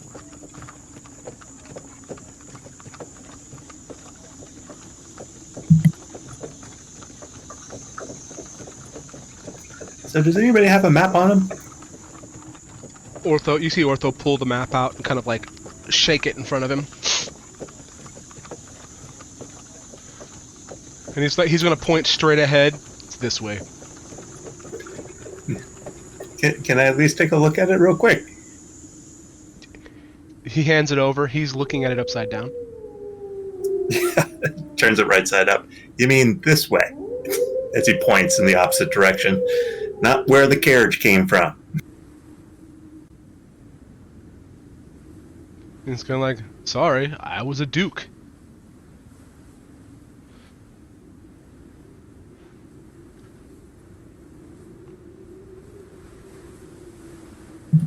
Now, as you all step off the trail and allow yourselves into the forest, let me get a few survival checks from everyone. From everyone? As everyone has found themselves in the forest, it has become very apparent that you all are being followed. I was going to say, my natural explorer thing is forest, by the way. So I'm acutely aware, is it? You're acutely aware that you're being followed by Yeah. hounds. You're acutely aware? Like every time you look around, go, ooh. And just as you make this realization entering this forest, you don't get surprised, thankfully, but I need everyone to roll initiative. Roll initiative.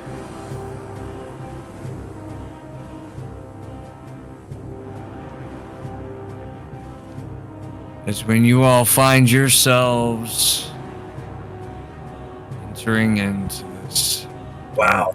misted forest.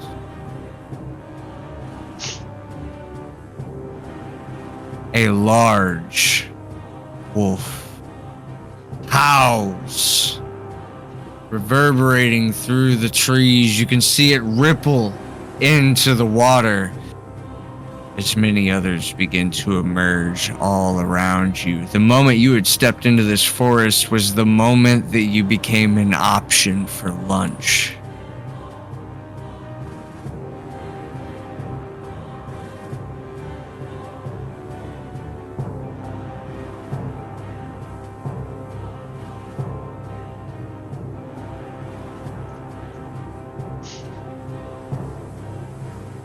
Looks like Nethrissa will be taking the lead when the ambush begins.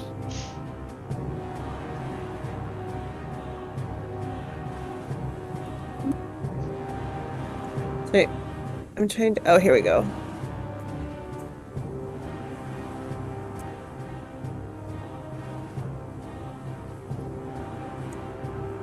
Like, I get all excited because, oh my gosh, this is my first, like, battle.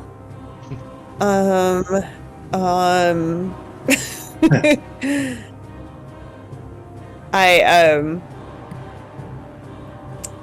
cast Toll the Dead on the wolf closest to me. I'm just like, oh, I gotta use this in real life and throw it.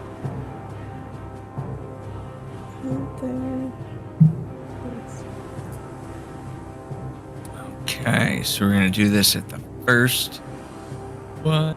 That's a wisdom saving throw. With a natural 20, the bell does not toll. Dang. Okay. Shoot. You still have movement.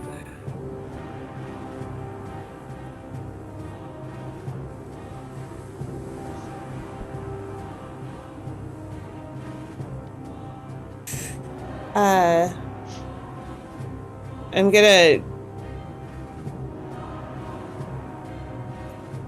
back up one square because I'm nervous.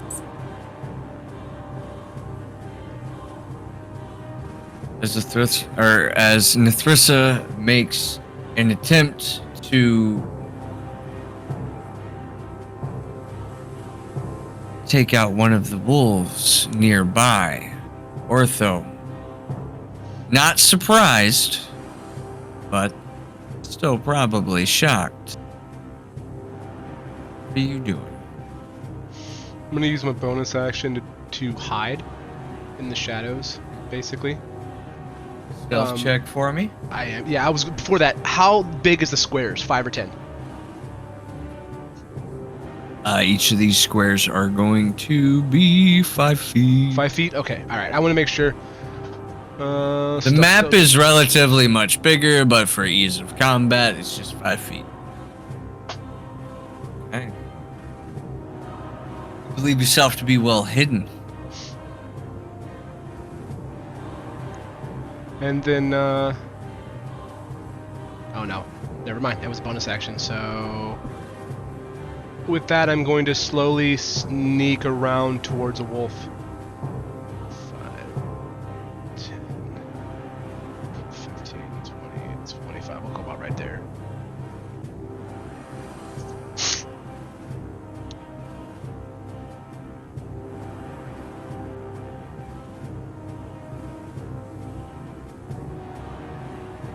You don't know it, but they know you're there.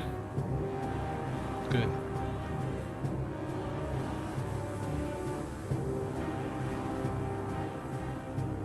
And what are you doing while you sneak up on the wolf? Or are you just sitting in the bush? I just basically, I mean, I can get up to him. Yeah, fuck it. I'm gonna come right the fuck up on him, and I'm gonna attempt to attack him. Now, since meta, he knows I'm there, but I'm still hiding as an action. It's not a sneak attack because you do not have advantage. They know you were there. Gotcha. That's what I wanted to ask. And I fucking fail. As you Immediately right whiff there. your rapier into the bushes. You just hear, fuck, real loud.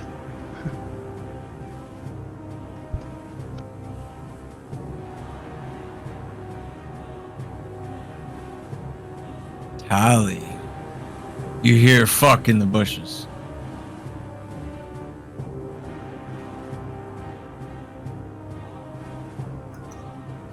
I look towards the bushes, I guess, kind of like, what's going on?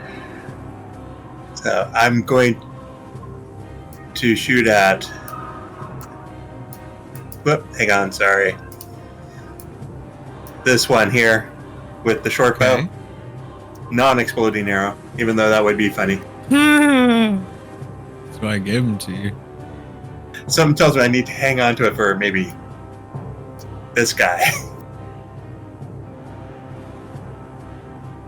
Yeah, that wolf is fucking huge now, and you know exactly what these are. Oh yeah. This is a wolf. That's a dire wolf. You know that is dangerous. I was looking at my animal handling and some of my animal spells, and I thought, nah, gee, we'll just do this. That will absolutely dealing 9 points of piercing damage. You find that this wolf in the bushes is now severely bloodied, as blood is just gushing out of its neck. However, it's still standing. And I want to move a little bit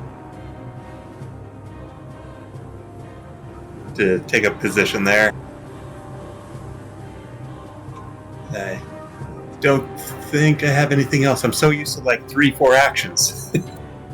I know, right? So, one and done. Okay.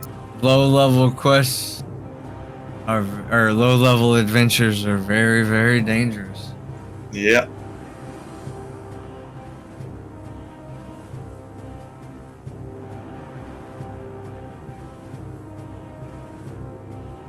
It is their turn.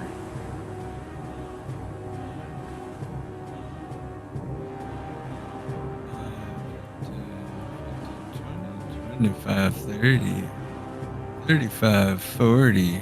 They're gonna dash. They are gonna dash. They are not gonna dash. They are gonna stay right there. These two have dashed. These two. They do have pack tactics.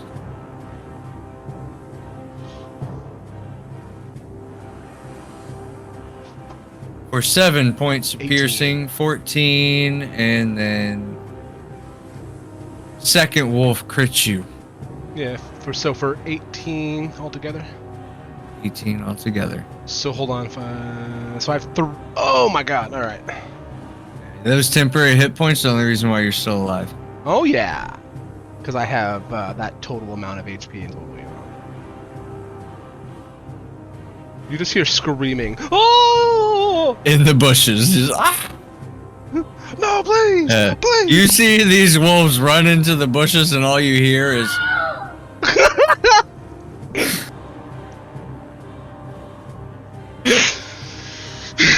Fucking Wilhelm scream. You got Wilhelmed. Alright. You were just going to hear the dire wolf begin to howl, and it looks like this creature right here is going to change a bit of their stance, and the blood begin to stop coming out of their neck. Tally, you're more than welcome to make a nature check if you'd like. I will.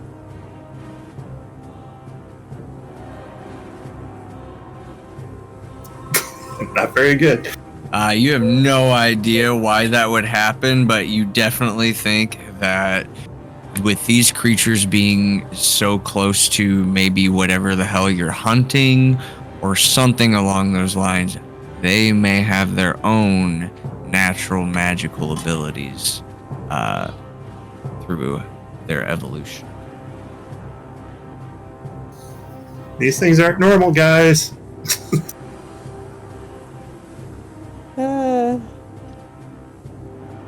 Beginning of the round, our librarian is surrounded.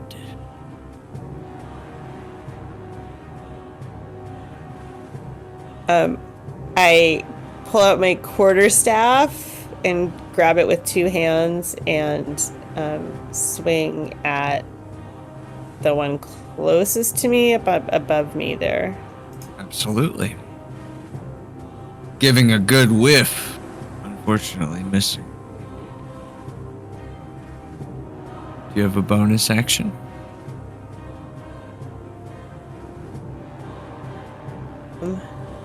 Not that I can see. So. You can see the librarian struggling with the two wolves nipping at their feet. You can hear the screams of Ortho, forest, bushes.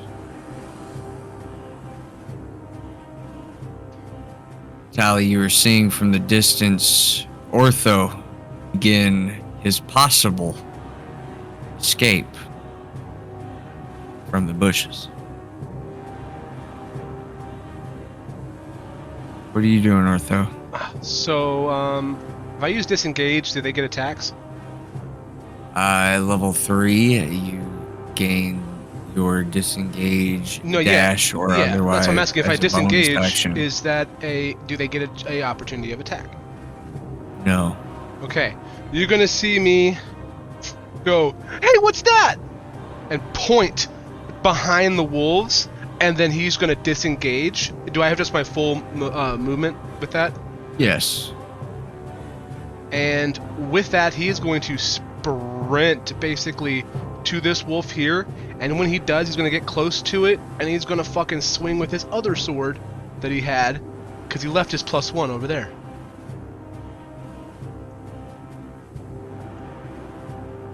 And slash at it for 7. That was the one that was hit, within right? 5 feet, so you have your sneak attack too. Oh, I do. Okay, got you. Let me roll my sneak attack. So that would be 15. As you come up behind one of the wolves after disengaging and slay one of the beasts. And you just see him go, ah! By the way, when he runs up, he is completely bloodied. He is probably only alive because of the fact that he ate well this morning.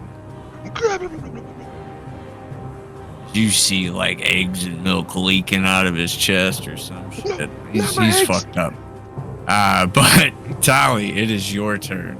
As you see Mithrissa currently still being engaged with one of the wolves above. And I see this big guy barreling down, too. Oh, absolutely. He looks fucking menacing, and he is just staring at his lunch getting played with. This wolf does not look like a rabid wolf. It doesn't look like a rabid dire wolf. It looks like a very sentient fucking wolf.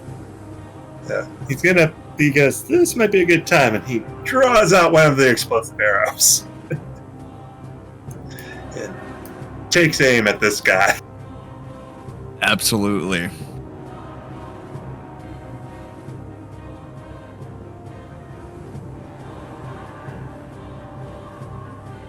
Yeah. You take aim and launch out. A 17 does hit.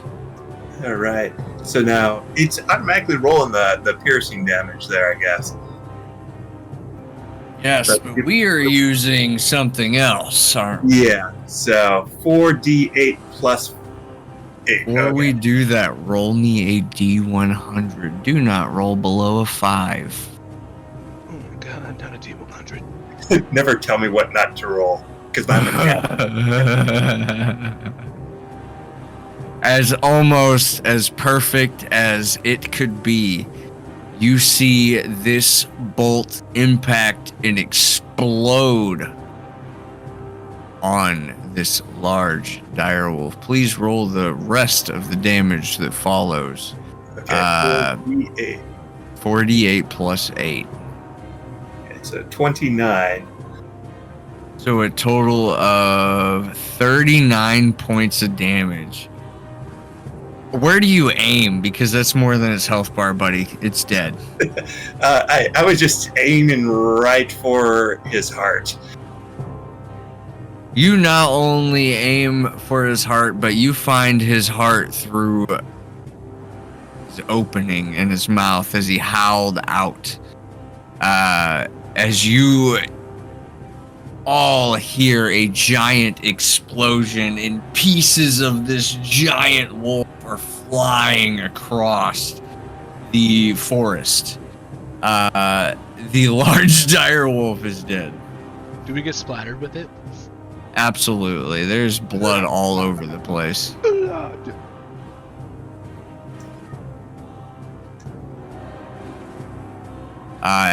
Any bonus action? I'm just gonna slide up. I was gonna try and move, but I don't want to go on top of the.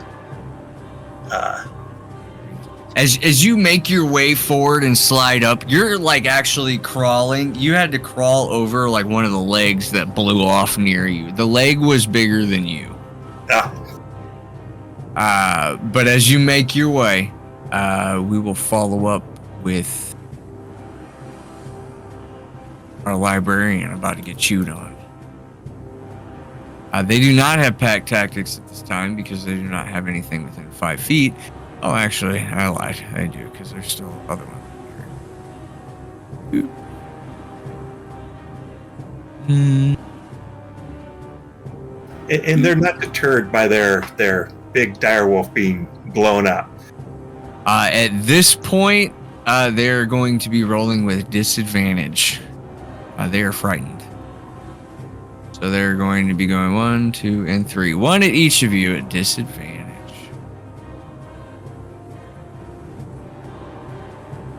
Okay. Lucky those were all at disadvantage. That would have been a party wipe. Holy shit. Okay. We're starting top to bottom, a 22 at Mithrissa, dealing 7 points of piercing damage and a strength check to follow. A 10 to our Duke, and a 21 for Tali, and a strength check proceeding. For Tali? Yes. As is potential that both you definitely won't be knocked prone and Mithrissa will not be knocked prone. However, Nethrissa 7 points of piercing damage, and then Tally 21 points. Or sorry, 4 points of piercing damage. Sorry. I'm dead. Yeah, no. But we go back top of the round. There are 3 still wolves. There's 3 still left remaining. One of them looks severely injured, and the other 2 are still healthy but afraid. However, it seems after the round of their pack leader being dead, their status of being frightened is over.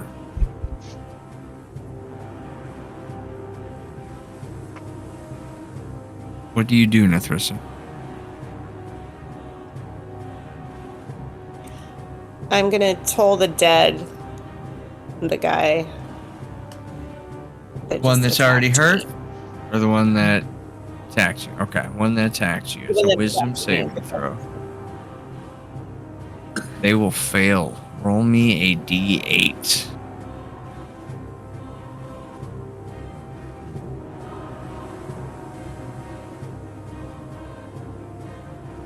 3. 3 points of necrotic damage as you start to see pieces of the wolf built. However, still live.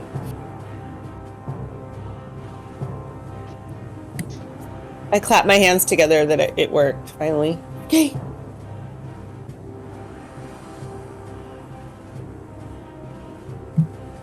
Okay. Now, do you decide to try to move away? It will provide an opportunity attack. I'll stay where I'm at.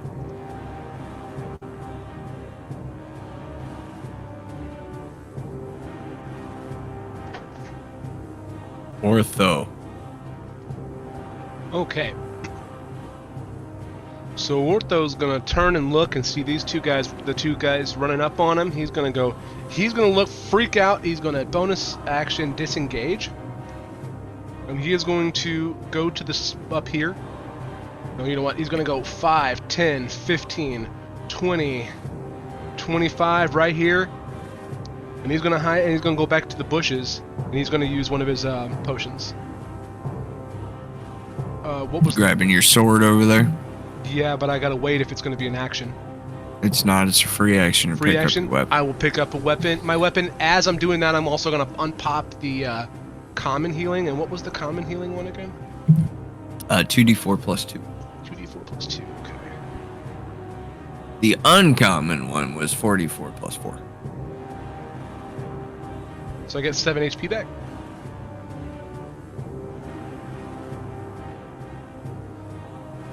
Anything with your bonus action?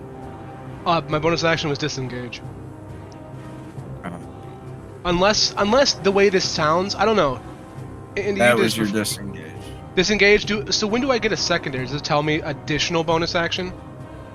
You'll get that as time goes on, but you don't usually get a second bonus action until later, and that's sometimes still not depending on what you level into. So. Gotcha. All right.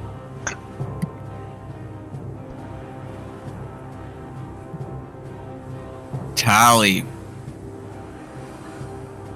All right. Well, I'm going to try something a little different here. So, now that you just annihilated the big guy, he's gonna walk. He's gonna come down here. Sorry. What? Okay, let's see if that works. There we go. He's gonna come down here. Whoops. Didn't mean to jump onto him. He's gonna reach into his pocket where he got out that food, or he stuffed up some of that food, maybe that turkey bone or whatever. He's gonna pull it out, and he's going to try and do animal friendship spell onto the wolf here. Which one? Okay, right here. Friendship. Is that a wisdom or a charisma?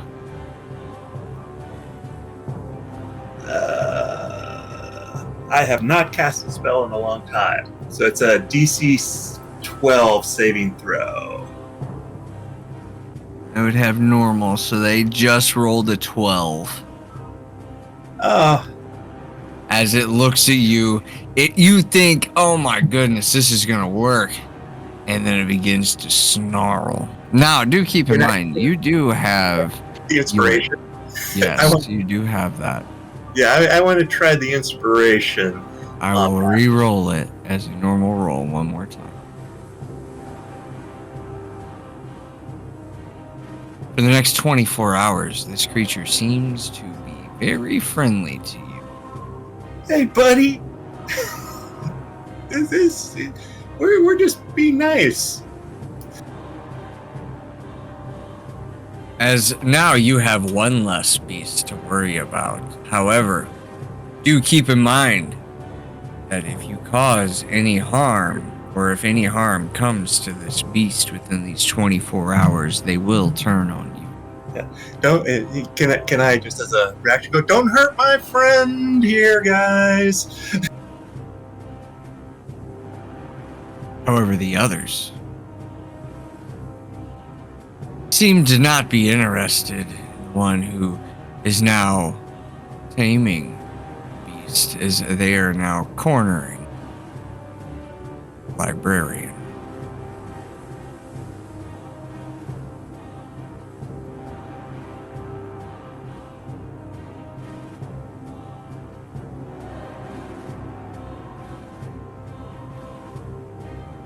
Sorry, I got a blunt in my hand and I'm trying to click it at the same time.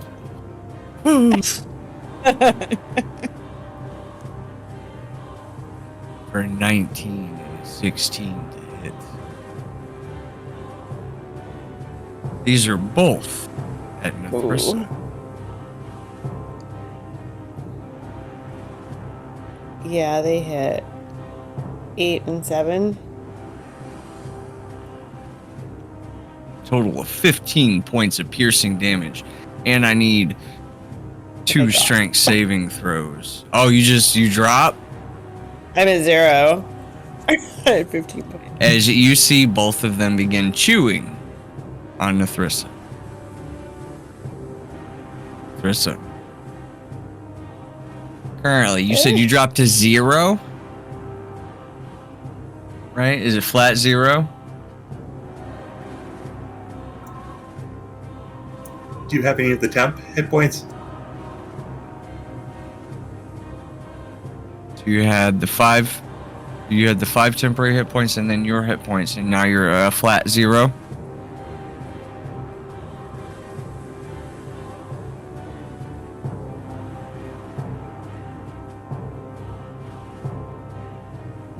Hello.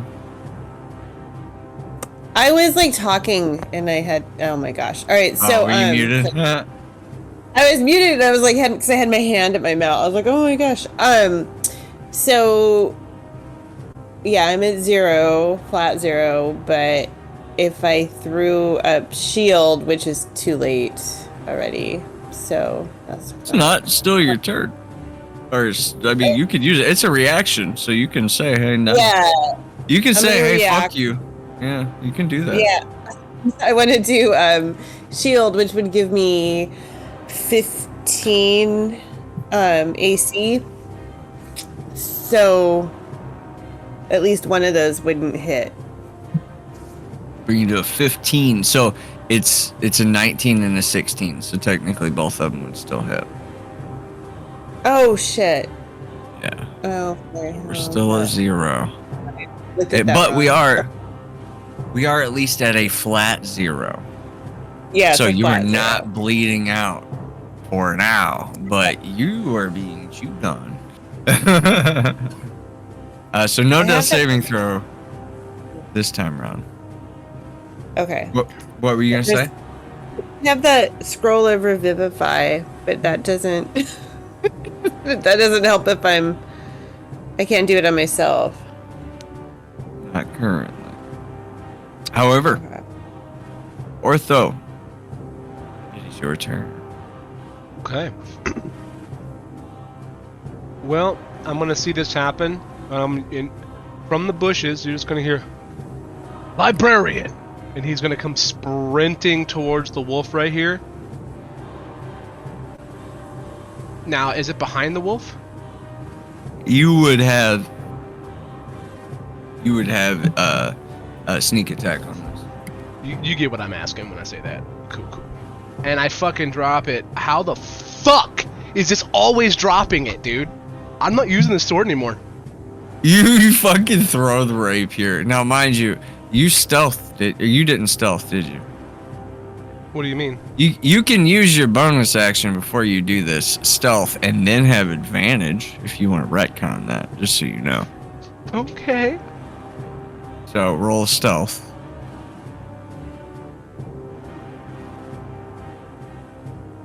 Roll wisdom or perception. They do have advantage. They saw you, so you still I drop. thought you were telling me. But to I was fucking- giving you the opportunity. I thought you were Just telling giving me you the to- opportunity. Okay. But they did see you, unfortunately.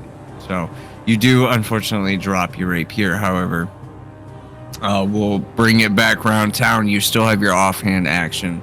So swing with your offhand. Swing with my offhand. The one freaking sword that'll actually hit, please. No.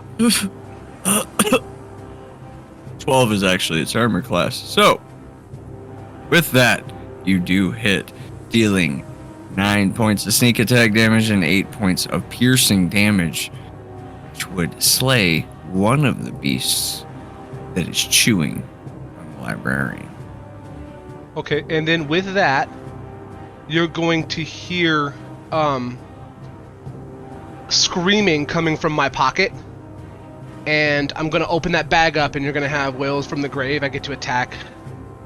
I'm trying to read really fast. Yeah, I got to attack him again with a sneak damage, but half the sneak damage roll, so 1d6 of necrotic damage to the other guy. So 3 to the other guy up here.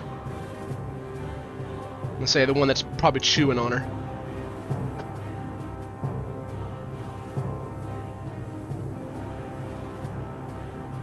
That's fucking creepy. That's cool. I didn't even know you had that. Yeah. Alright, sure. So what happens? Okay, so basically, so I'll explain That's it again. cool, by the way. I slashed the thing, and I hit it for the 9 + 8, and then you see the other guy, the other wolf immediately go brah, and it get hit with necrotic damage because they're screaming, because the soul of this wolf went inside my bag, and I damaged his buddy because of it.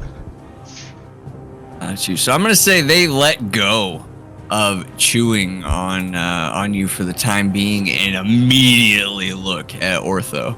That's fucking cool. All right. Anything that you use bonus actions, all that. And I still have movement, a bit of movement. Yeah. So I'm going to, with that, I'm going to take a couple steps closer and put myself lined up with him. Okay. Tally, you have a companion at the moment, and as well, you can currently see there's still one wolf that is going to Chew Town, or well, not anymore. Now he wants Chew Town on Ortho. So I take out while the other one is just kind of, mellowing out, eating that little bone. Not gonna kind of slide over so I can get a look and take a look back. Gonna go back a little bit. Want to kind of stay a little bit in between me and the Master of Mayhem there. Never mind. Whatever. I'm gonna shoot an arrow at this guy. Okay. Just a normal arrow.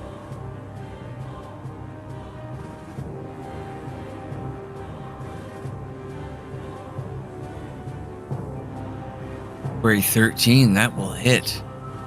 How do you finish off this creature as it bares its fangs at all of you? I just threw I was shooting at this guy's head, so right through the eye.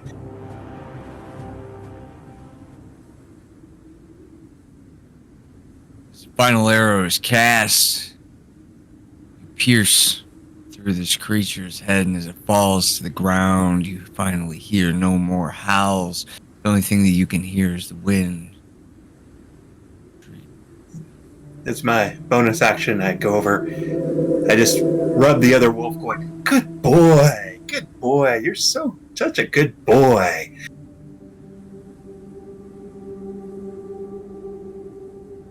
Combat.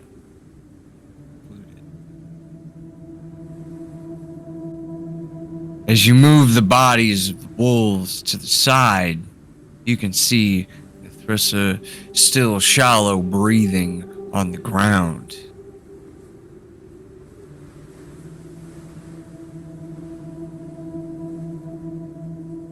She is currently unconscious.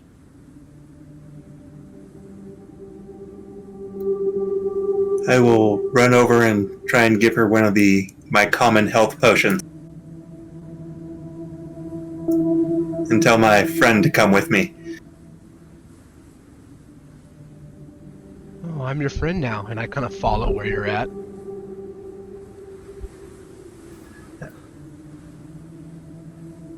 So, like, tip her head up a little bit and, like, pour the health potion down her throat. Oop, my bad.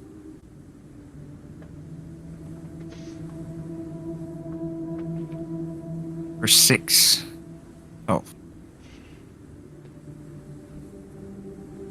Thrissa, as you come back from this brief slumber, what were you thinking about while you were unconscious there for a second? Had to have been a few minutes while you were out. I was just dreaming of being back home in my office with my books. Being like, what have I done? When I come back up breathing, though, I am terrified of the wolf. And I'm like, why are you riding that wolf? What's going on? And I'm kind of trying to crawl away. He's a friendly one. It's okay. It's okay. This is the woodlands. Sometimes they're friends. Okay. The spell on him. Keep it away. Do not hurt him. That was the one that tried to attack me. It's not friendly. It's friendly for the next couple hours. Just let's play nice. Okay. Okay. Eventually it will go away, though, and not come back. Yes, we'll send it away. Okay. In a little bit, but we should keep it around just for a little bit in case anything else shows up. You can help us. Oh, cool. Okay. Just I don't want to be too close to it, but thank you. I'll keep it. I'll head out. I'll go lead, so it's always in front of you. Okay. That helps. Okay. So how do you like this wilderness now? The outside. Not at all. She almost died. Just back home. It gets better. Okay. It only gets worse from here, kid. Great. I'm just like wiping the blood off my jacket. And okay. It's alright. But we'll be You did rich. good. You did good. Way to hold your ground. Yeah. Just worry about it. If we make it out of this, we'll be rich. If not, we'll be dead. We don't have to worry about anything anymore. Oh. Trying to fun except for the death. Well, don't die, because if not, you're going to end up in this bag. You just hear screaming and everything inside this bag. It's a crazy place in here. Oh my god. And he like looks like, you missed it! I take off my glasses and wash them like Giles would do in Buffy the Vampire Slayer. Just like, I don't know. Like I can't see things. Just like I don't know. See our friend over here. Whenever he gets really mean, he's going in the bag. Don't make Fluffy mad. I was talking about you, Tally. Oh. Don't get mad. Tally kind of looks around and he like looks at himself and basically unharmed during this whole thing, and is looking at the other two, going, "Okay, we might have to have some different tactics here next time. Yeah. Somebody obviously. shouldn't be running off and running away from all of us." Yeah. Jesus Christ. Tell the fluffy guy to leave. He just starts sprinting off in the opposite direction. Like going to where the big explosion is. Meat. Don't eat the big guy. It's a dire wolf. Why not?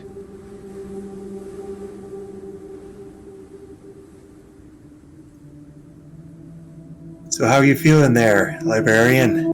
Ready for a little hiking, or do you need anything else? I'm good. Yeah, I can do it.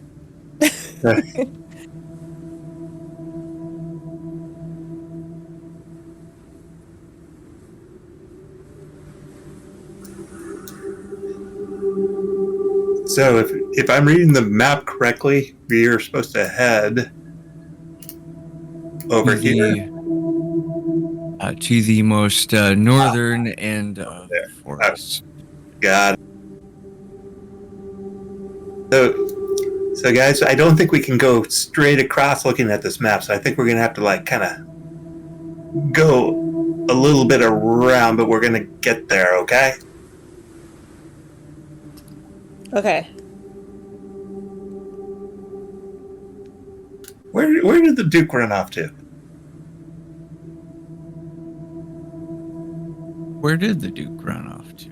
And when he says that, he pops up and goes, "The Duke of Mayhem." If you're gonna call me by my actual name. The Duke just fit, man. Calling you Ortho don't fit. I like Duke better. Uh-huh. Oh yeah. I'm Duke. just having visions, Oh yeah. I mean, you guys don't even know his real name yet. Obviously, Fine. So what's the Duke's doing? he's over there he's just sitting on this giant calf of a direwolf. Like waiting for you all to This go. fucking direwolf is blown to pieces. It's fucking charcoal, dude. Mm-hmm. It's He's sitting on anything that's just ashy. sitting In there. fact, when you sit on it, it burns your ass a little bit. Cool. It's a hot seat. Yeah. I It is like these. sizzling. If you decided that you wanted to eat it, you're more than welcome to. It seems already cooked.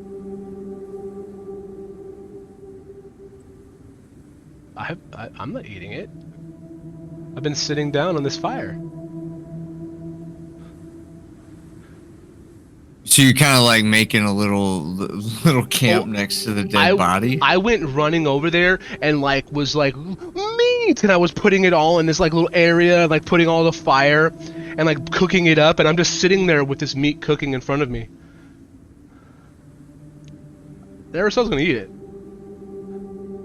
I'm just cooking direwolf steaks. I think we gotta get moving here. 5 more minutes.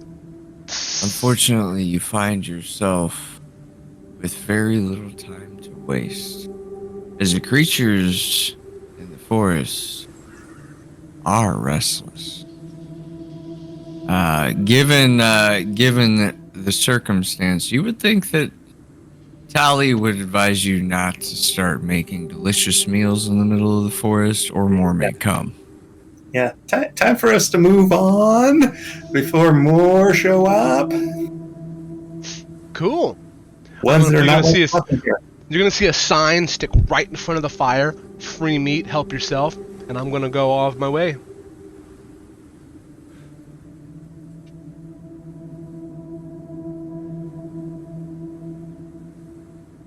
Looking at your maps, planning and advising. Making your way through, I need one ability check from each of you. And tell me how it would help the group. You decide.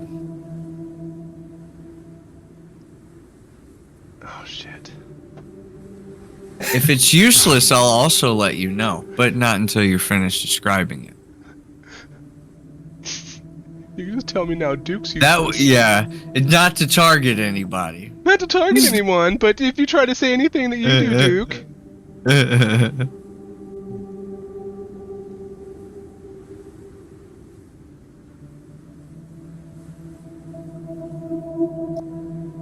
We'll start with you, Trista. What do you do along this journey through the forest after being almost eaten to death? I went to do. I'm kind of debating between a couple. History check to see, like basically see if what I've read is making sense about the forest. So I'm trying to understand if the knowledge that I have about the history of the forest and where we're walking and what's going on about the lodestone is correct while I'm walking through. That works.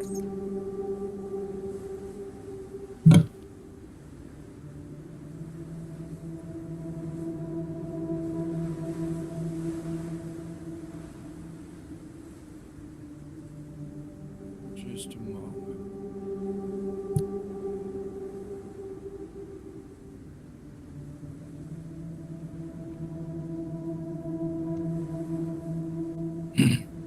I have to look up something real quick.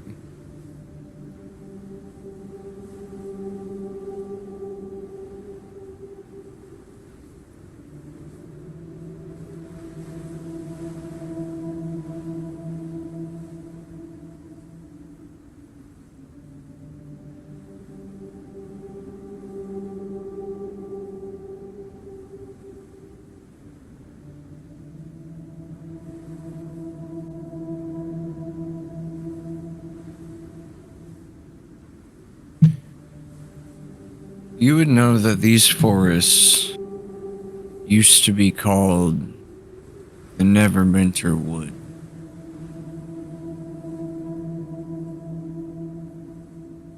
And these forests have always had goblins of the sort and various different fortresses throughout the past. These forests also used to be center point for prior heroes. However, you don't really recall who they were. Lost with time. However, you do know that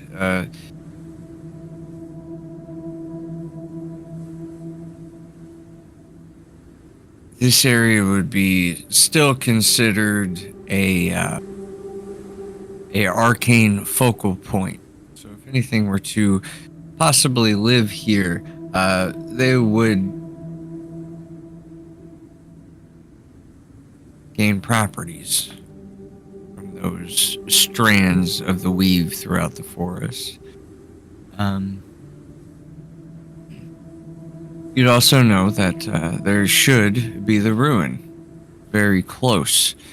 And seeing these various structures carved into the forest floor may lead you to believe that you're walking through an old city, even. Okay. Would I have... I'm gonna push it. Would I have read a book about the old city, like the name of it at least?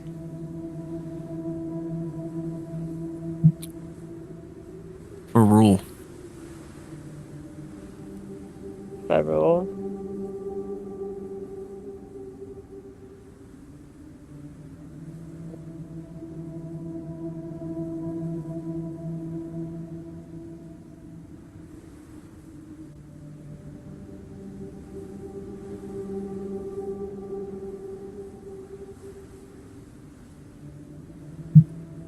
What about you,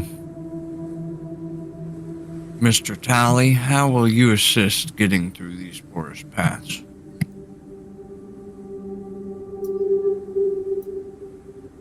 Oh, that is a great question, as I've been thinking about this. I'm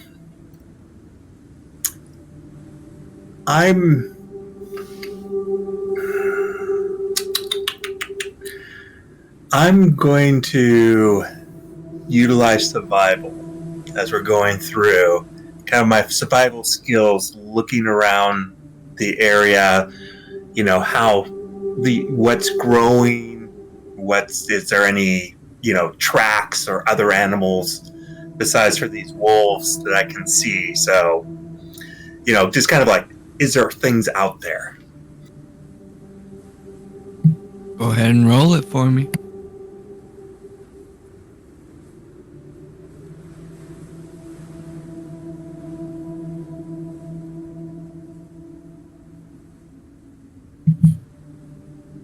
You can see tracks of, I think these are goblin tracks. And they seem to be leading the same direction you were going. Can I tell how fresh they are? I think within the past few days, maybe. Kind of let everybody know. It's like, see those things over there? Those look like goblin tracks. Oh, And I was going to goblins say, do. yeah, and if I'm using my natural explorer, I mean, I know there's one thing. While tracking other creatures, you can also learn their exact numbers, their sizes, and how long ago they passed. So can I tell how many there were? About 5. About 5. 4 small, 1 medium. Guys, it looks like we got at least 4 goblins, and then maybe a bigger one, potentially hobgoblins. Those things, right? You usually have a couple smalls and a big. Want to be on the lookout. They passed maybe a day and a half ago.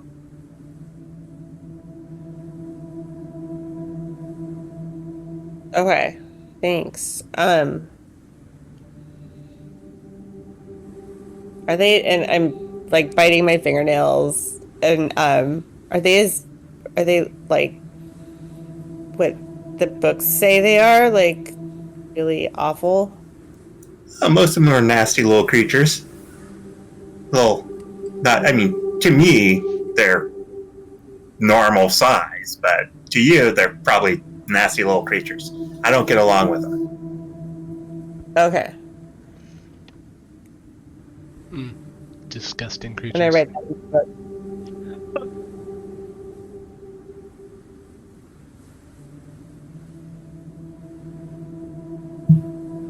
And what about you, Mr. Duke? What are you doing to help the group?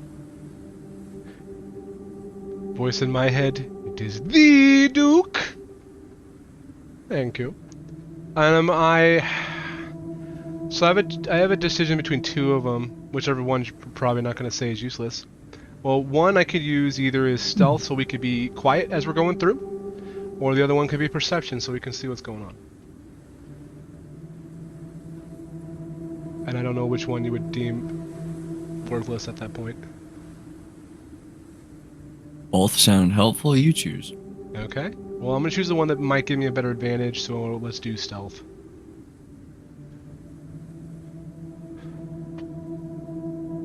You think with all this information that you'll be able to lead the trail all the way to where these creatures are without them even? You think? Good, because I hate those goblins. I'm going to kill them.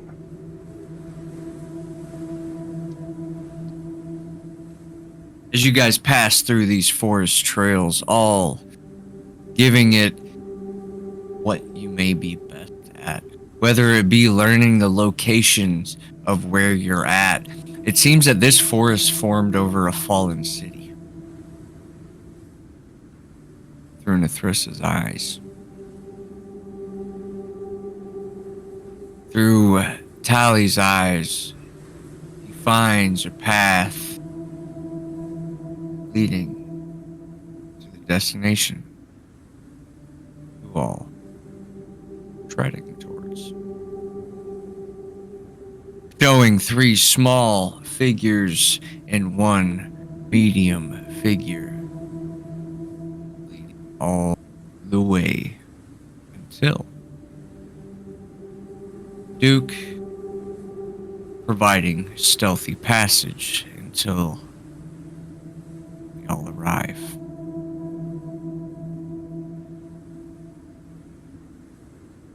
During this time, if there are any potions you want to drink, if there's any preparations you want to do, I would ask that you try to do that now.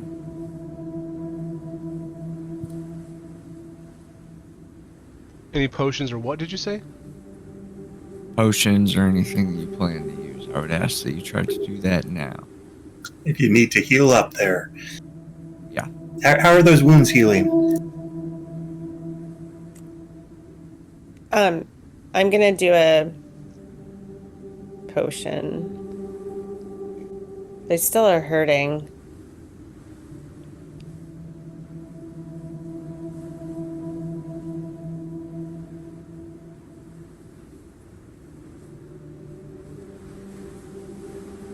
You guys begin. Prepare yourselves. Catch track. Close. You can hear murmuring. You find yourself moving towards what looks to be a part of what you would think is like a tower of sorts that has crashed itself into the earth. Some parts of this area seem to be a little bit gated off. It looks like a shoddy barbed wire had been set up around. However, Duke had found a weak point within this wire and had ripped it to the side and set it gently so everyone could pass through safely. We find ourselves moving to our next map.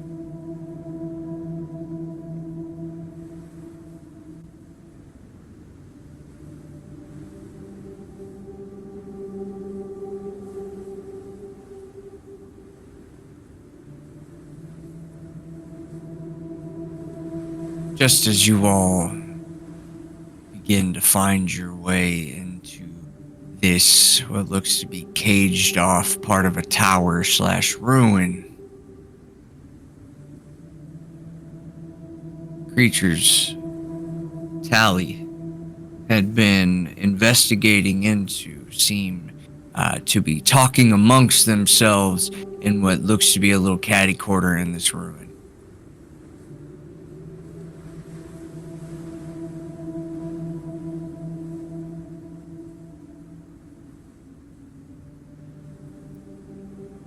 Have they seen us yet? They probably won't. Absolutely not.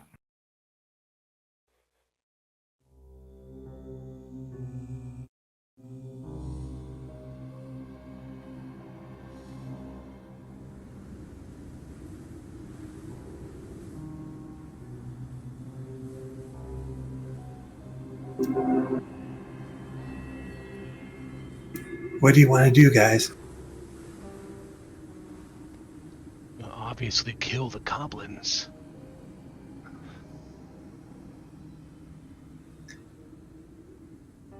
Looks pretty close quarters in there. Anybody got anything? Narissa, you wouldn't happen to have like a fireball or anything up your sleeve, would you? I think I do. I have witch bolt. Oh, that could come in handy. Mm-hmm. And then you can bolt them. Yeah.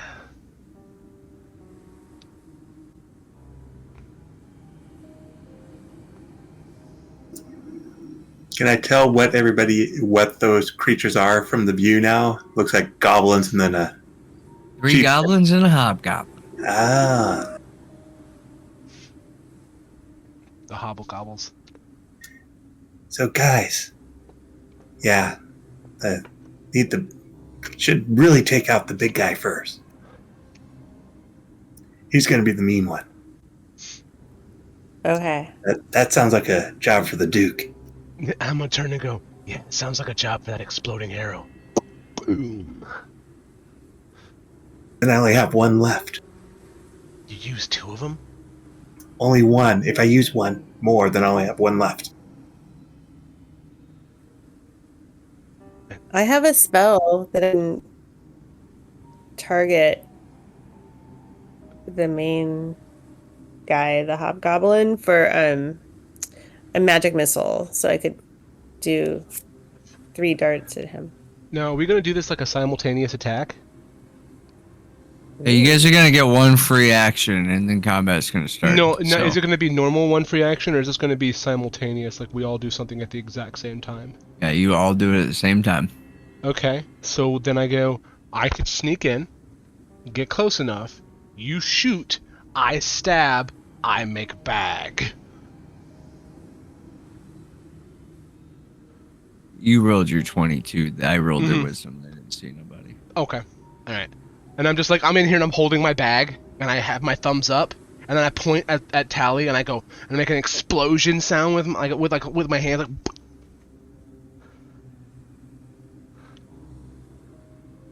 And now that 22 Uh-huh. is round for everyone. Okay. So I had everyone roll individual things, so that 22 gives everyone the 22. Bitchin'. Okay, so I'll look at Ritha and say, yeah, I show her the arrow, the exploding arrow, going, mouthing boom, kind of thing. So. Okay. So with that, you're gonna shoot an exploding arrow that has a 10-foot radius. So we're gonna have him shoot it after we attacked. So like we stab and I kind of get out of there. So you do something. He'll go last, and Nethrissa and you will go same time. Yeah, basically like she's gonna shoot her magic missile. It's gonna hit him. I'm gonna stab him. And Can you then roll I'm your gonna magic disengage. missile 2 more times? Because it gets 2 more missiles. Yes.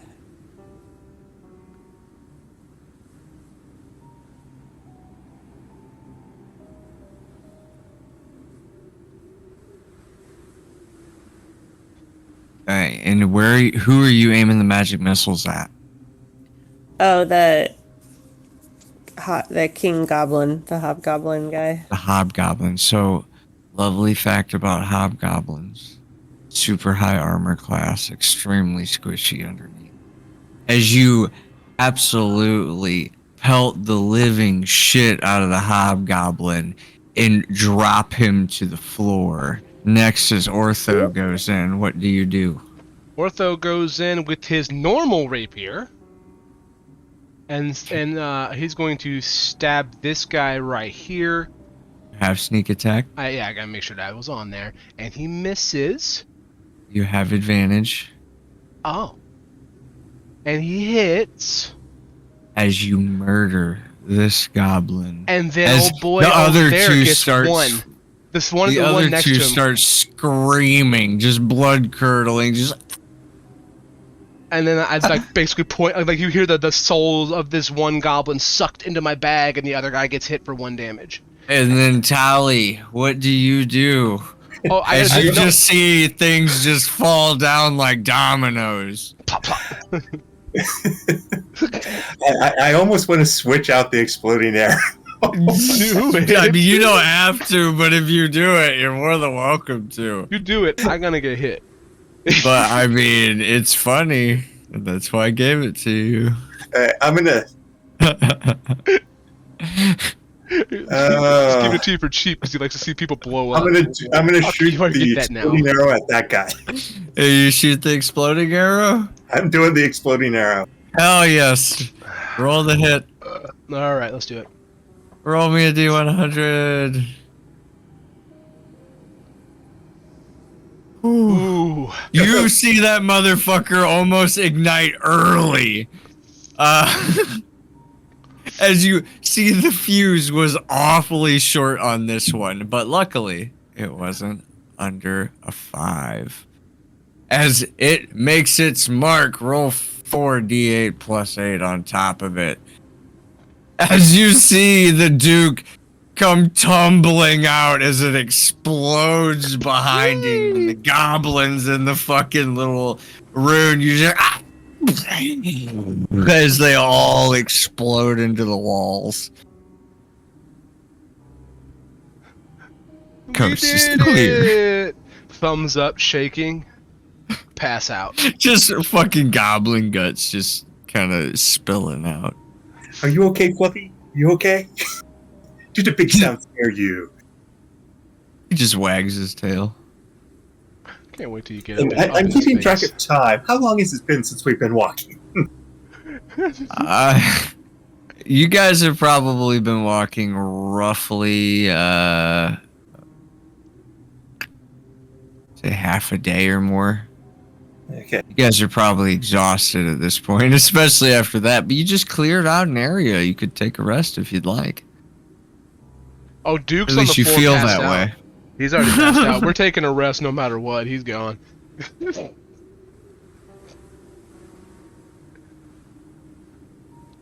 looks like you blew away a passage right here. Ooh. There's a passage. Nice. Or, sorry, a resting area. It just Okay. blew away into a nice little fertile resting area.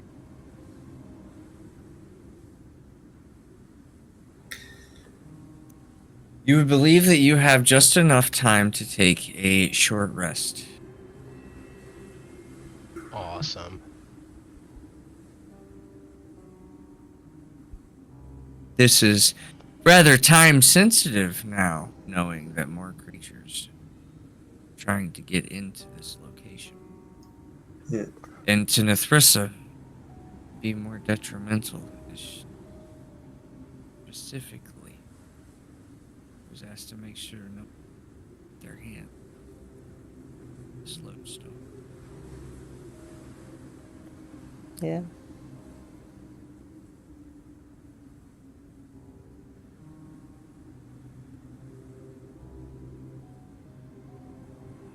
So did anybody like help me into the little resting area? You're just gonna let me sleep in the pile of goblin guts outside? Pile of goblin guts. All right.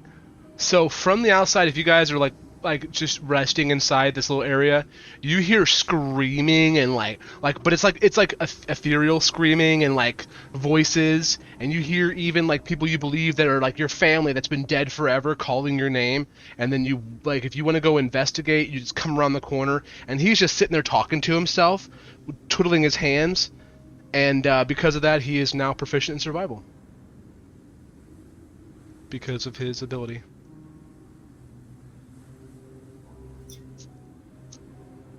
So I don't mean to poke. You seem to have Duke, you seem to have a interesting skill set. Bag? Ghost. Yeah. And he just kind of like, every time he's talking, he's got like 3 or 4 voices behind him. And then he goes, what were you talking about again? Oh, I was just complimenting you on your unique skill set there. Did you hear the voices too? I don't hear anything. Okay. Good. And he kind of just walks away, clutching his bag, and he's like, thank you. And he's got a smile on his face. Like when he turns away and he comes back, his whole face is all changed. It's like, thank you.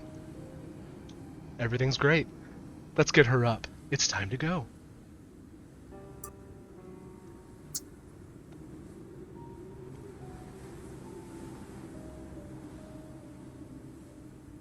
So, Fluffy, let us know if anybody comes around or anything.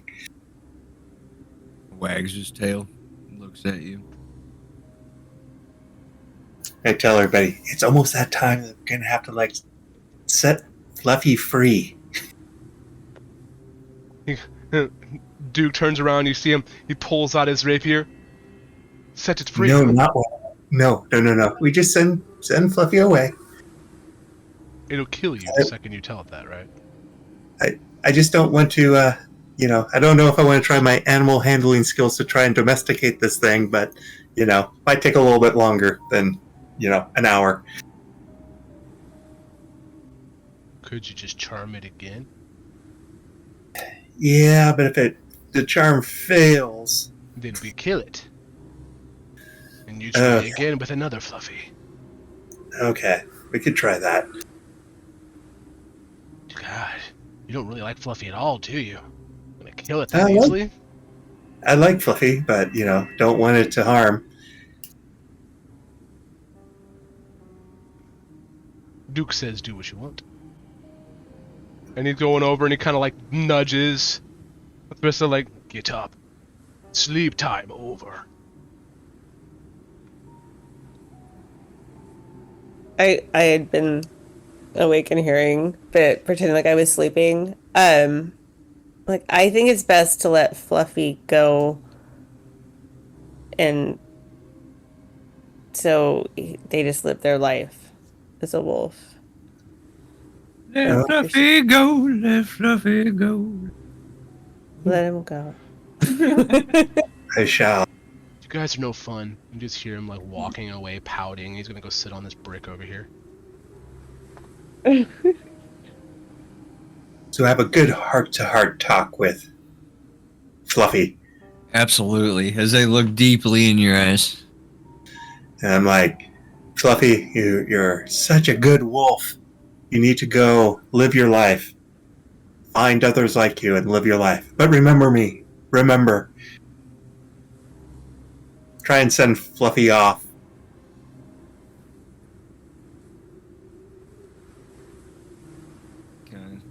Gives you a little look, wags his tail,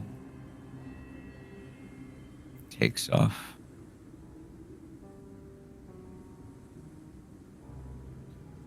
I've been like writing down everything that happens, like a journal, and I write down the exchange that they had.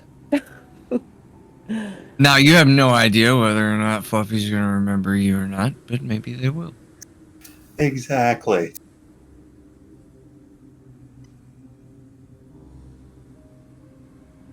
Taking note, getting prepared. Find yourselves looking inward. On a short rest, do we gain back spell slots or anything? Depends on your class. Ranger, I don't believe so. No. Okay, long rest, no problem. Yeah. My wizards do. Or the kind of wizard I am. Yeah.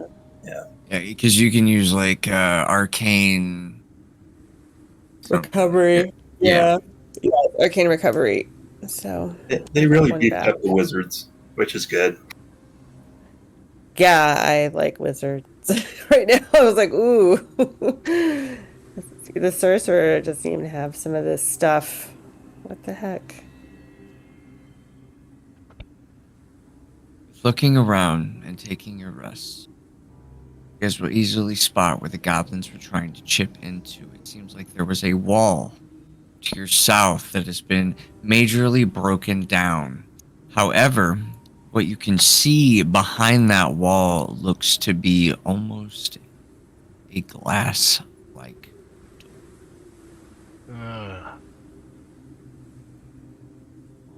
Duke sees this. Does everybody see this, or are you just them? Everybody would be able to see. Okay, you're gonna hear him go, "Oh, Elvish shit again."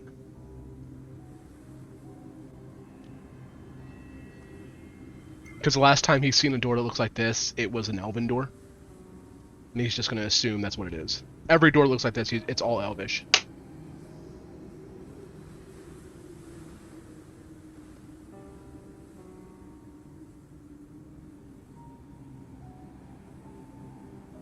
How do we respond with these findings?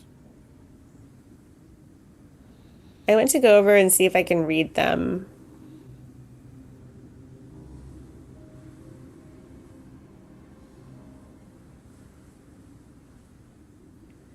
If it's Elvish, I should be able to read it.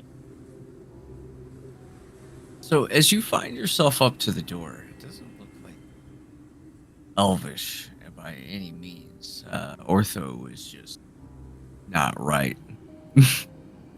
When you walk up to it, it looks to be set in a order of arcane runes, all over the archway of this door, and in the center of it looks to be a diamond, or a what looks to be a diamond, going from top to the bottom of the door. Very similar in shape as to what Tarn had explained. What these things look like.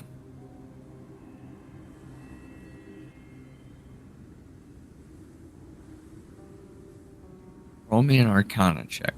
You done looking at the elven Yeah. door yet? I just look at him. 16? You would think that all you would have to do is spell lodestone in these runes and it will open. You were proficient with Arcana, which means you can read these runes. Okay. I'm going to do that without saying anything to anybody. Just start spelling it out. So do I need to move something around? All you see, how would you, so imagine this, you have these runes in an arch in front of you, and you can weave arcane power at your fingertip, and you are spelling throughout these runes, pulling the rune from the wall and spelling it in the air and pushing it into the door. Fuck yes. That's what I want to do.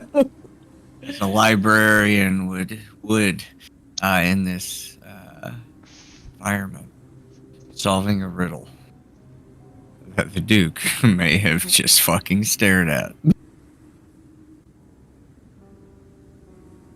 I'm not saying anything as I do it, too. I'm just like Ugh, making you it can happen. speak Elvish?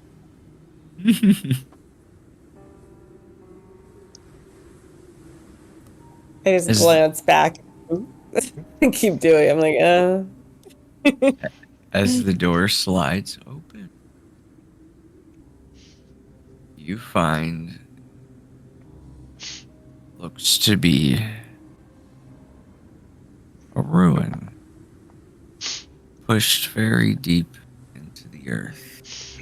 But now, as the doors open, a foul wind flies from its corridors. This ruin might as well be a tomb. For anyone who walks in, this putrid smell just hits their face.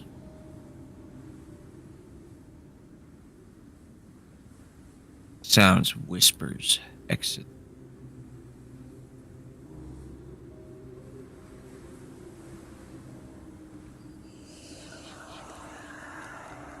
I turn back to the guys and say, "Do you hear that?"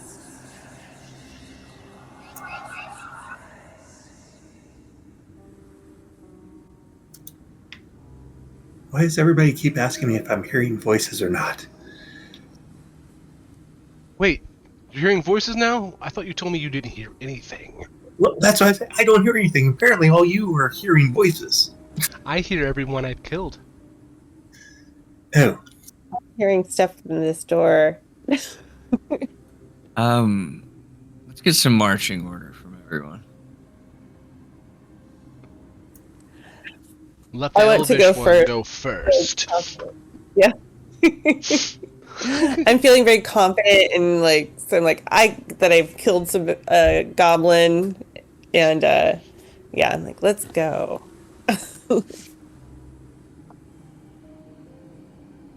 Yeah, I'll go in the middle.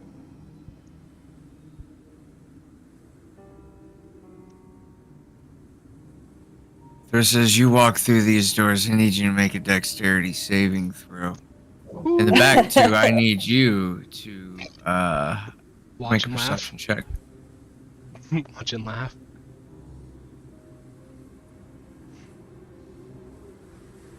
Okay. I didn't have advantage at 8. Oof. Okay.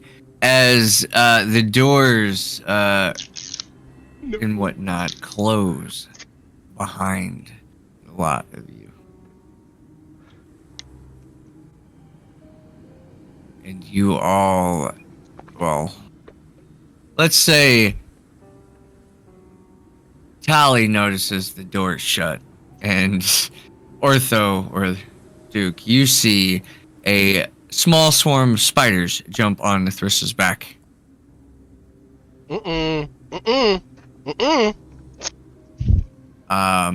And they're going to bite you. Can I see. What kind of spiders are they? What is your armor class? 10. They bite you for 11 points of piercing damage. Ugh. Swarm on her. Ortho and Thrissa, you two are the only ones currently aware of the spiders. Holy hell, that's spiders!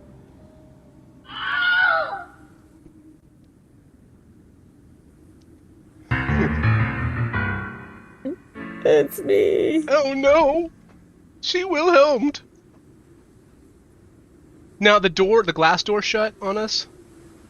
It did. You guys are currently now Trapped. inside what smells fucking terrible.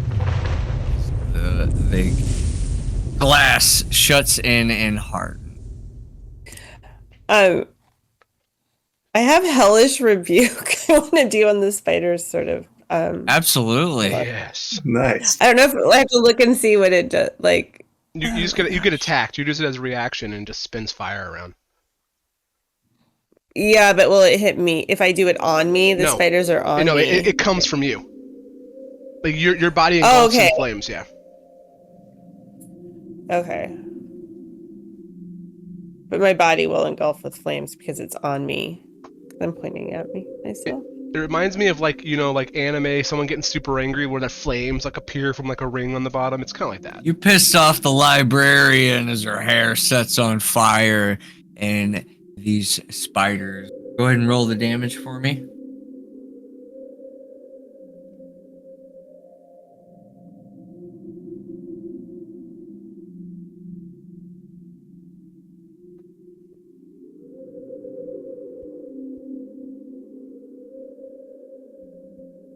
Casting Hellish Rebuke, right?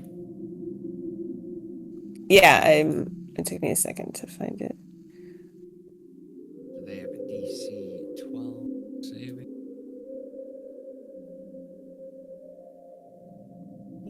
Okay, so they roll a 13, but funny part is they take double damage from fire as you start burning them off of you.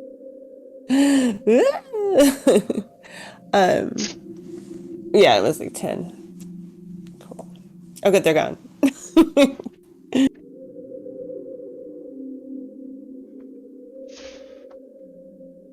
As we enter and find ourselves trapped, we find two pathways. One leading down into a corridor that seems to relatively empty, at least from what you can see at this angle, and another that leads to a hallway that few doors.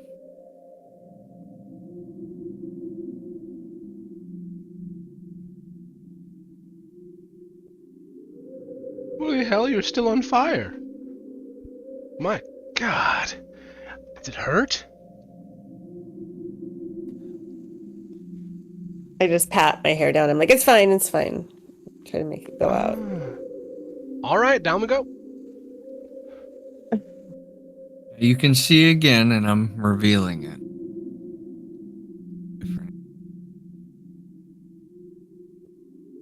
Basically, go left or right.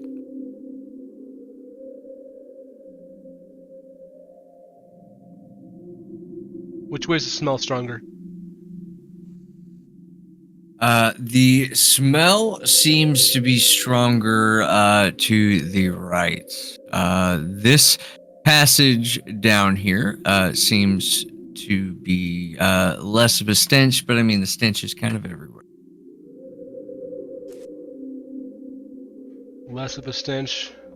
I'm gonna look back and I go, obviously we need to follow the stench. Because it'd be the people that died coming here. You seem a little obsessed with dead people. Actually, yeah, to tie that in, you would get the feeling that more people died the other direction than this direction. I was assuming that anyway. Because of the smell. And I just look back and I go, yes. I love the feeling when you take a soul. It's very dimly lit in here. See, of different arcane torches that have been lit along the way. They seem to light as you walk. Is it removable from the wall? What removable from the wall? Of the magic torches? You could take one. It can, okay. When I take one, does it stay lit?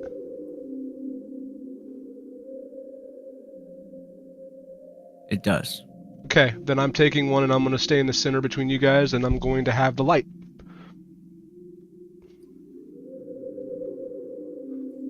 I can be up in the front still because I have dark Oh, vision. Oh yeah, you're going up front. You catch yourself on fire.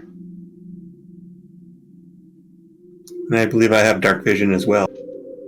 You humans.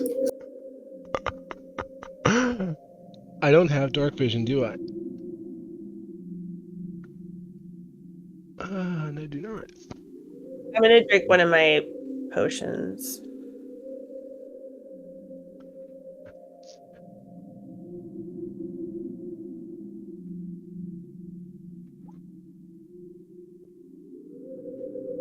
You guys begin to follow into the stench of death further and further down the right passage. Find yourself coming across a door leading to your east and a door leading to your south.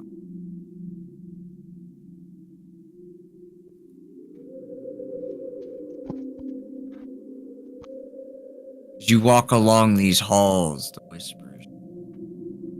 The whispers what? The whispers begin once more. Now can I hear these two?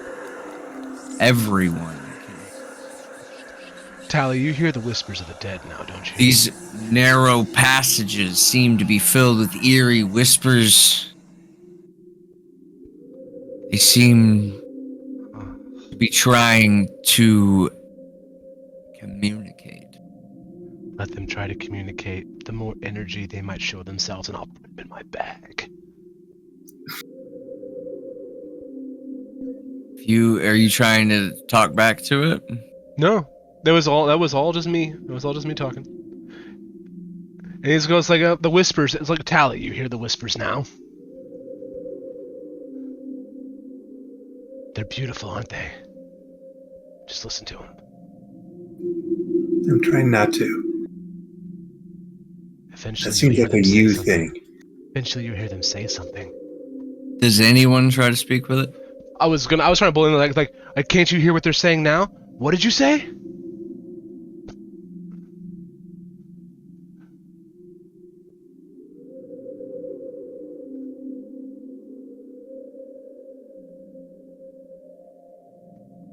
Do we continue through the door to the south, or continue to the door to the east, or do we try to speak to the spirit? I'm very unclear. That was me trying to speak to the spirit. I was like, I asked it, what did you say? Because I'm listening in. And I was telling Tally he needs to listen too. Hear the creature speak out. It's not only directly to the individual that spoke to them, but you can hear the whispers. Do Do not repeat what they did. Leave now. You will face the crystal's guardian.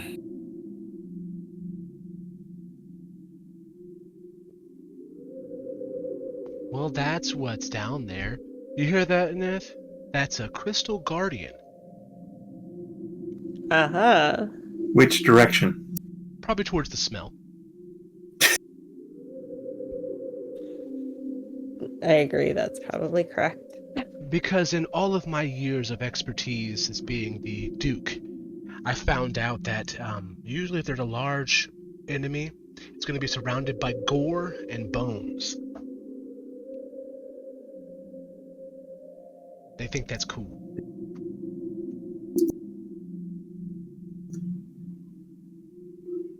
Okay, we'll follow your lead. Okay. As we open these doors to the south, I assume? Is the smell coming stronger from that area? Because we're going to follow where the smell's going stronger. Absolutely. Okay. Okay. As we continue through these doors and follow what seems to be almost a lit path, you can see different corpses lined against the wall. You can see dried blood into the stone turning brown.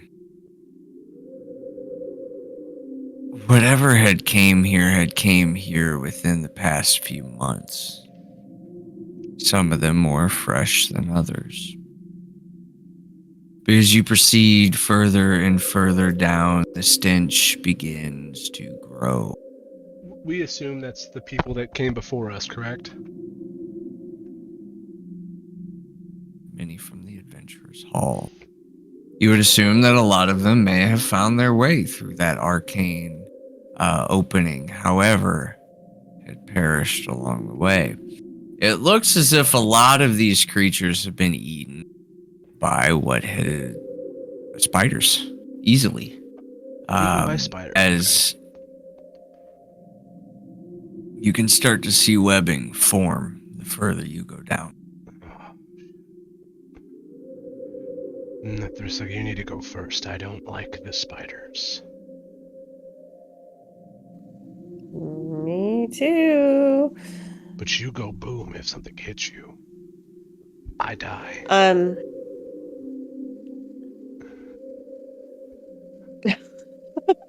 I die too. Oh, that's true. I can burn them away. You can burn them away.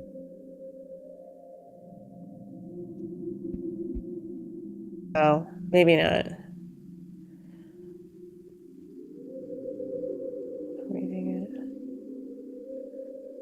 As you guys move further and further down into... Sorry, I'll let you keep going on your planning here. But as you guys move further and further down into the corridor, you find yourself to what looks to be a webbed over door with what looks to be cocoons in shapes of possible bodies hanging from it. Okay. The fire that I have, I'm going to touch the door, touch the webbing with it, and I'm going to touch one of the cocoons with it. Old door lights. You hear whatever's inside scream.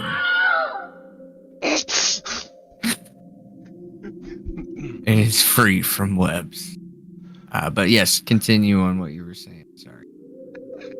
I just can't get over the Wilhelm scream.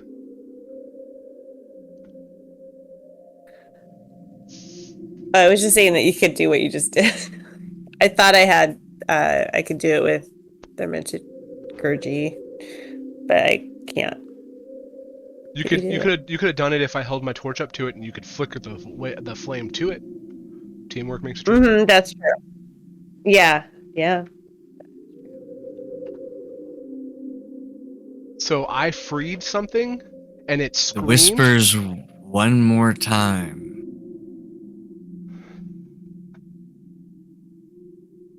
Leave this place or die. How do you expect us to do that if the damn door is shut? Figure it out. Now you're giving me sass. No wonder you're fucking dead. Have nothing to say now, do you? God, no one else heard that. I was just arguing with myself over here. I'm starting to think that maybe this isn't the voices of the dead. It's the Crystal Guardian telling us to turn back because he doesn't want to kill us. Obviously, he's some sort of, like, guardian of a building. Yeah. And if he's made of crystal, we're not going to be able to do nothing to it.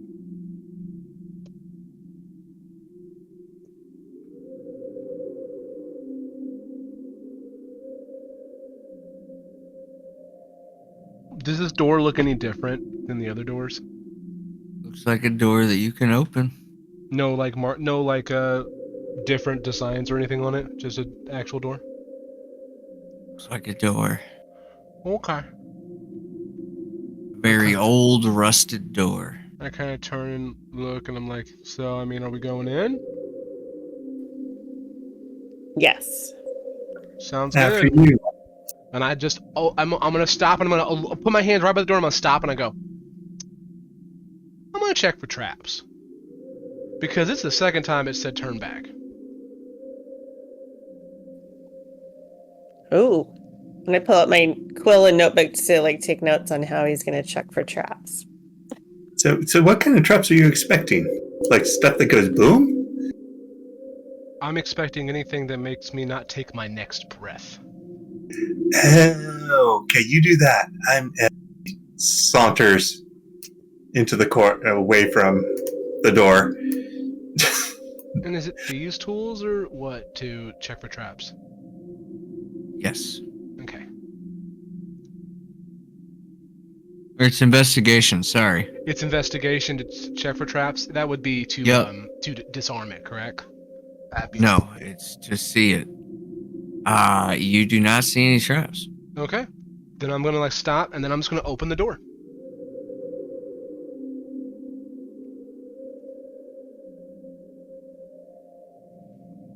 As you begin to open the door, you find it to be a open room that is littered with bones all over the ground. I'm not entering this room yet. I'm like holding my hand back, and I'm like, we ain't. You can also see at the other end of the room looks to be a passage with the door busted wide open.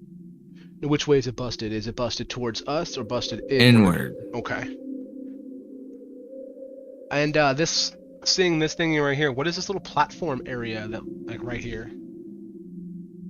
That platform there looks to be a busted old ritual site. So there's no one standing or statues anywhere in this room? You Besides the see bones? nothing but bones. Okay. I'm like, I guess it's clear. You guys go on in.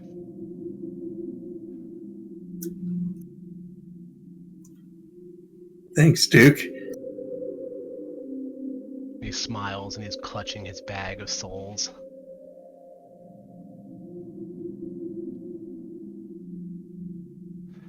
You guys find your way into the room. The whispers begin to grow louder. And they seem to be now coming from a direction. They're coming from that inside that door, aren't they? Yeah. Are. Well, Neth, I think you might be right. I don't think these whispers were from the dead ones. I think it's from something else. Yep. This is why we needed Fluffy. Do you all go in to investigate? I'll go. I mean, like, is it like ghostly whispers? Is it just the same ones, but now we can tell it's coming physically from somewhere? Yes. Okay. I'm just gonna smile with my bag clutched, and I'm gonna start walking towards it.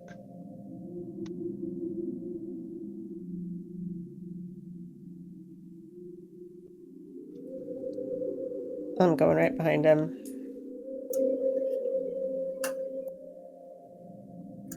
As he readies an arrow. As you walk in through the door, you find yourself looking into this room in what is awfully weird, as it seems as sunlight is peering through what you see to be stained glass, peering down into this room, and what you can see is these stained glass windows and the sun look to be glistening over a very large crystallized spider, now staring you deadpan in the face with 8 eyes and their mandibles chittering. You should have listened. I'm don't going to need understand. you to roll initiative. Will you take this square right here? I'm changing everything. But as that happens, you can start to hear the sounds of the crystallized spider crack and shake and shimmer as each of its legs hit the ground, leaving whatever web it was standing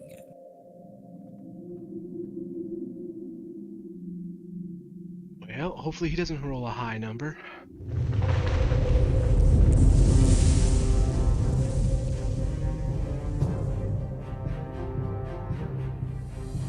You all will die like the rest of them.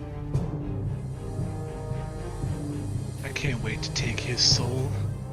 You will never take what is mine. I'll take it. I found it. I deserve it. Oh, you can have the stone. I want your soul.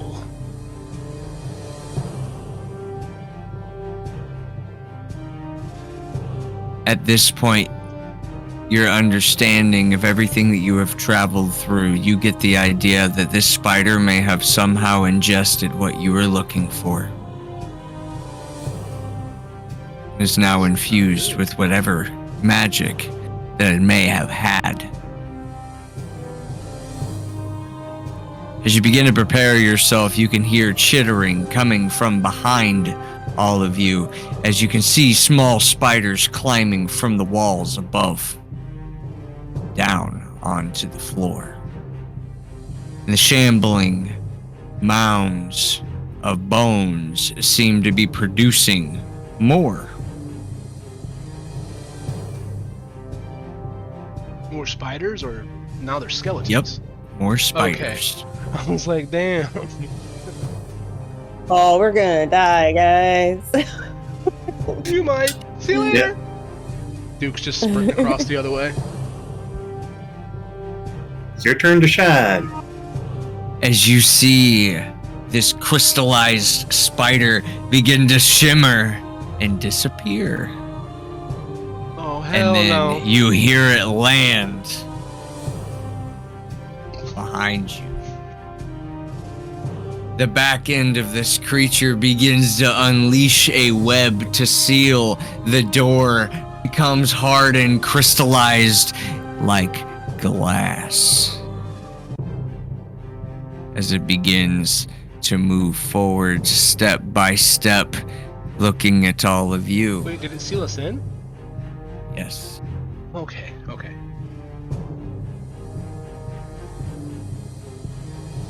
It is time to feast. As it lunges at you, Tally, for 14 to hit. Armor class 16. As it misses clearly, you can see with the poison that flows out of its crystallized fangs that this could have been the end of you in one go. Yep. I was going to drink that potion before we entered this room, but I didn't. You hear the many spiders crawling around. They begin to go up and around the sides of the walls and begin to climb up and next to each of you as they are going to give 4 bites. We're going to say 2 at the Duke and 1 at each of you. We got 2 at the Duke, both missing. We got 1 at Nethrissa, and then we got 1 at you, Tally. So Nethrissa's in one's heads. Nethrissa, 1 point of piercing damage and 3 points of poison. Make a Constitution saving throw as well. You pass. So you don't take the poison damage. Never mind. Okay. There's 1 point of piercing. As a little spider bites your foot. Tally. You're up. It's an action to take the resistance potion, right? It is. Okay, so I'm gonna do that.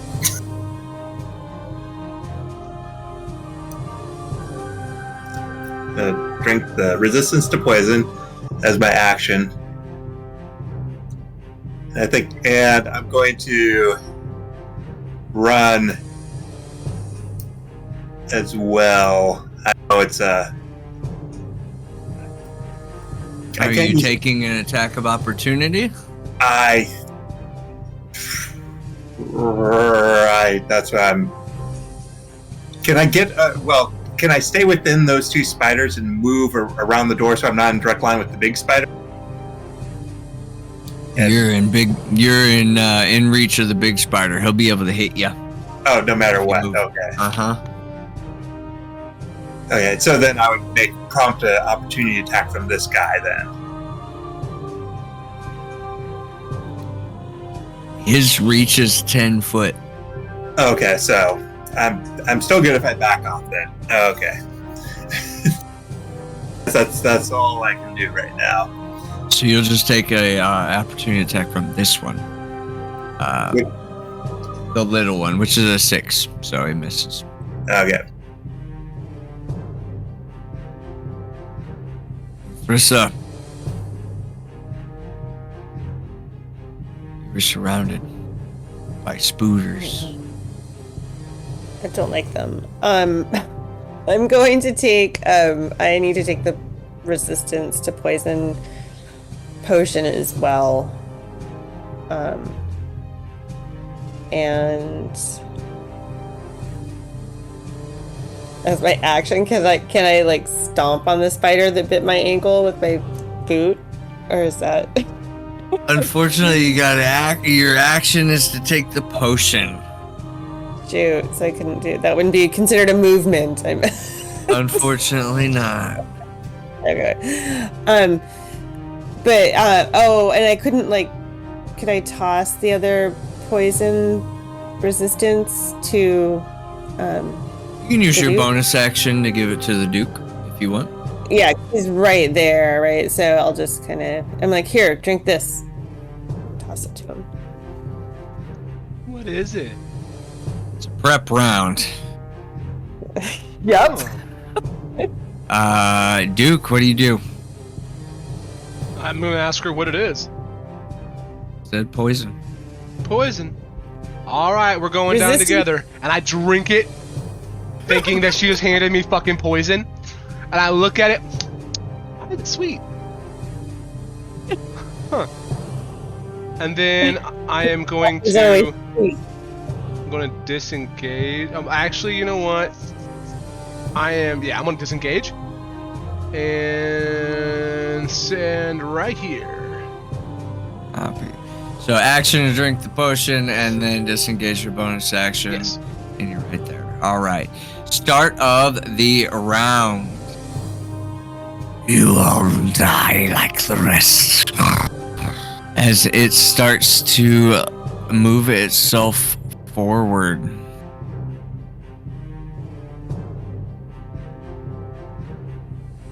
Oh, let's see here. All right. 10 through 1 is Nethrissa, and then 11 through 20 is Tally. Tally ho! 18 to hit. You seem so happy about that. I haven't hit you all night. I know. So 8 points of piercing damage. If 18 hits. 18 definitely hits. So 8. Okay. So 8 points of piercing damage, and then please make a Constitution saving throw. You don't take any of it. All right. You abs because you already drank the potion, and then that, which you have no, you don't take any. As the poison just hits your veins, and this antidote was the shit. This tasted like grape juice, like fresh squeezed. It was great. It was sweet. It was really nice. Yeah, and then we're gonna go ahead and we're gonna pop a couple of spooters. 2 at you and 2 at you. 1, 2. Those are both at you, Nathrissa, and then these 2 are at you, Tally. 1, 2. These spiders cannot pierce your armor. Tally, it is your go. How close is the big spider to me? 5 feet. Okay. Too close for the exploding arrows, guys. So I'm going to have to make an opportunity. I'm going to have to get some distance and allow them to take an opportunity attack at me. All right? We're going to get 2 little ones and 1 big one. So Yeah. big one first. Bam, 13. Miss. 2 little ones. Bite. Oh, 1 got me. Okay. We're going to bite you for 1 point of piercing damage. Technically 2, because you can't really roll a 0. So 2 points of piercing damage, and then roll a Constitution saving throw. All right. As one of those spiders just, damn, you really don't like that poison. Yeah, you don't take any of that poison. That shit just ain't nothing to you. I'm going to have to store. Do we still have the temporary hit points? You wouldn't this time round. Okay, no problem. However, yeah, that spider still gets you good on the ankle before you go. Yeah. But still, you have your full action and bonus action because you decided to try to brave the hits. Yeah. So, and how close is Nathrissa? 5 feet. I know, right? I know. It's like You can hold your action to the end of the round if you like. I will. I was going to say. I'll give you that. I just want to prep that, like, Nathrissa, get out of there. I'll let you do that. That's no problem. Nathrissa, you are getting a warning to clear the 10-foot radius. I do indeed. Need to do that, but first, I'm going to hit the big fucker there with magic missile. All 3.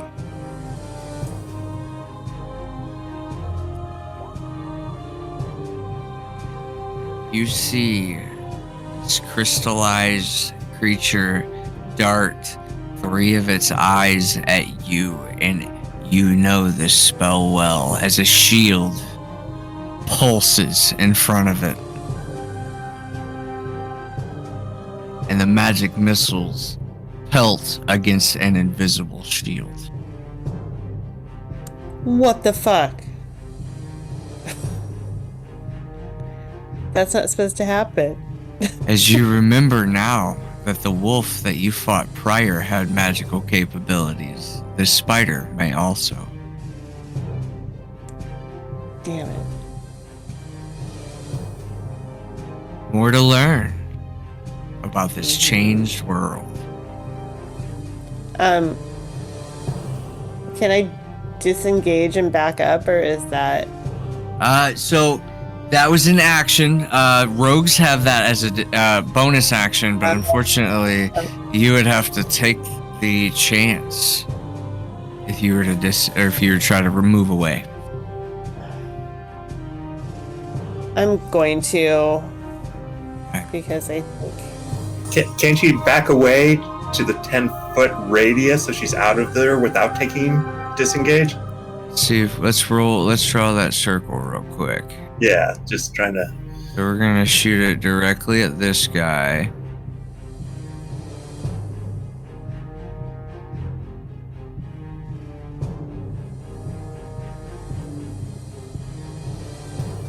Let me choose the damn drawing.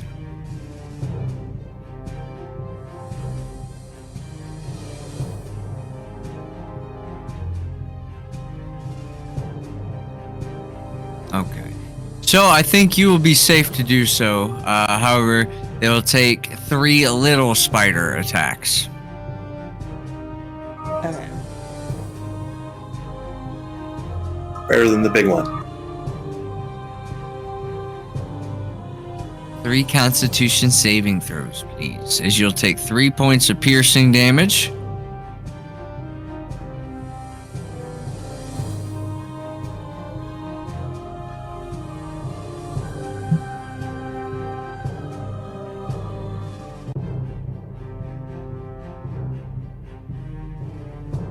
Save the first, save the second. And that last one got you.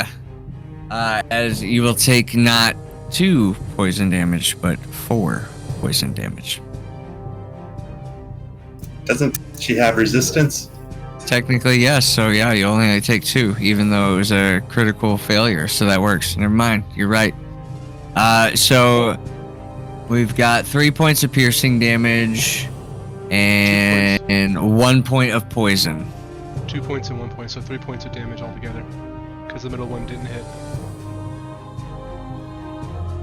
The middle one did hit. Her armor class is 10. Yeah. I was looking at the wrong numbers. I didn't see a 23. That little one got a big piece of her. Yeah. Ortho. Alright, as a bonus action, I want to hide on the stairs. Sneak it, roll. Not hiding any motherfucking place. Even I know. I see you. Even I know that I'm not hidden. So I'm going up here to this guy right here. Since I went to the stairs, I'm gonna come right here, and then I'm going to swing my rapier at it. Does 12 hit? 12 does hit. Okay, so 10 piercing damage, You splatter the spooter. and then 1 second. 5 necrotic damage to, let's do big bitch crystal spider. Big one? Yep. 5. As you hear it wail and the crystal on the body begins to shake. Give me your soul, please. And then It has for become the end of the round. We've had a bonus action to hide, and then an action, I still got like 10 feet of damage. and then a reaction. So I'm gonna just pop up here and then end it. Try. The end of the round. Tally, would you like to let loose? I would like to let loose the arrow. Absolutely. Roll to hit. Their armor class, remember, this round is effectively +5. Do keep that in mind. With that being said, you would have to have rolled an 18 this round to hit this creature. Roll a D100. As the arrow goes wide, the fuse perfectly lit.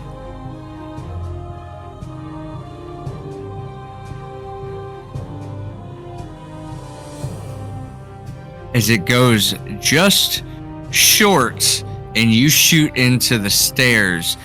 Ortho, I need you to make a dexterity saving throw.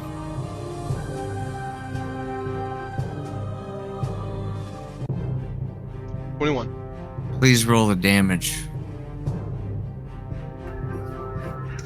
As one of the spiders near the stairs is going to be blown to pieces, one of the little ones. This creature is still slightly in range, but not quite in the blast, as Ortho, you will take 13 points of fire damage as well as the other creature, as you see 3 of the legs get blown off.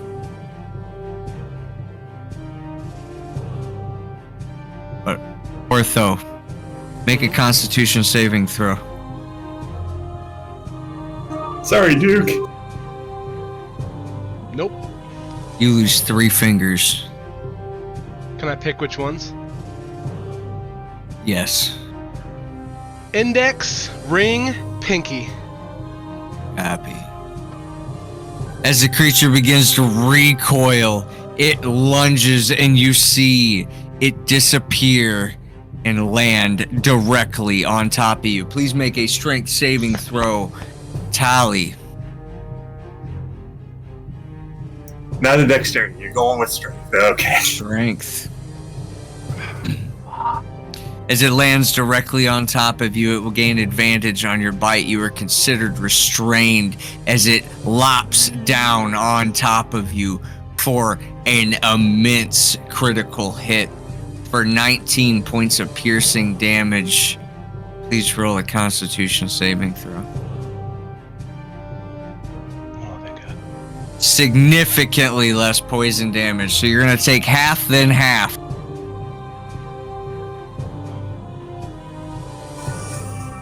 But it And is he night- has the resistance still. Yes, so it's he succeeded, so he takes half, and then because he has the potion, he takes half poison as well. The half poison, so like a fourth of the damage. Yeah. Okay, so that equals what? I'm dead? You Is your are HP definitely over down. 18 or 19? Yeah, I have 14, so I'm negative. This thing jumps on top of Tally and absolutely eviscerates him. Unfortunately, Tally had just. Hold on. Is Can there I? something you can do? Oh shit! I am going to be very brave. I can run over there and revive him by touching him. Can I get to touch him somehow? Well, whenever it's your turn, maybe, but not Okay. right now. Okay. By the way, in the series of events, what had happened was this creature made an ethereal jaunt, jumped on top of you, restrained you, and bit you. What Par for the course. kind of spider is this? This is a spider that ate a lodestone. Mephisto.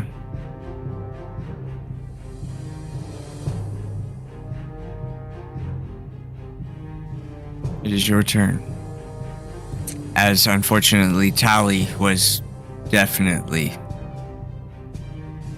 That was way more than even. Yeah, he was dead. You see him being chewed into right now. Poison spilling out of his eyes.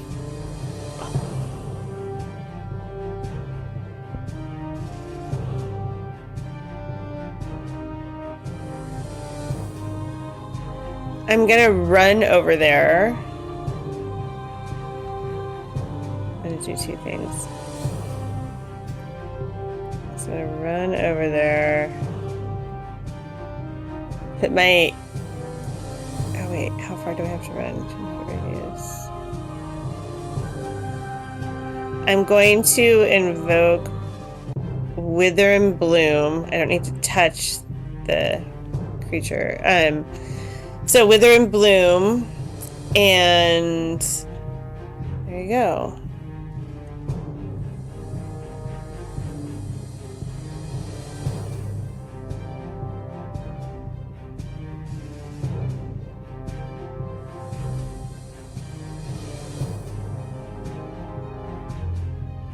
For 10 necrotic, and then it can help Tally. You would believe that he is dead. That could help the Duke, though. Okay, I go to the Duke. This creature, as you begin to infuse necrotic energy into it, it takes 10 points of necrotic damage as you can start to see the crystal vibrate and shake and start to crack and decay. It is still standing, but barely. As let's see here. You can roll one of your unspent hit die, Duke. I can? Okay. Yes. Ooh. Oh, yeah. The creature shambling in front of you as Nethrissa tries to pry it off of Tali's body. What do you do, Duke? Or do you have a bonus action? I apologize, Nethrissa. I couldn't do the scroll as a bonus action, right? So, Unfortunately not. yeah, I don't have anything else. Alright. Well, I am going to...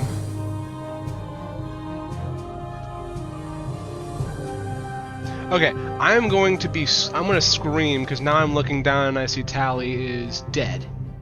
Like, Poison dead. is spilling out of his eyes. And I just scream at him, and I go, I told you I'm getting your soul! And I fucking miss. And when I miss him, bonus action disengage. You also have a bonus action to hit as well. Oh, I do? Yeah, you have 2 weapons. Oh, yeah, that's right.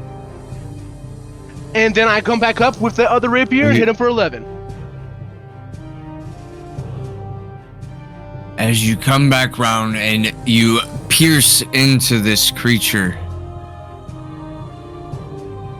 you hear, I will not go by myself.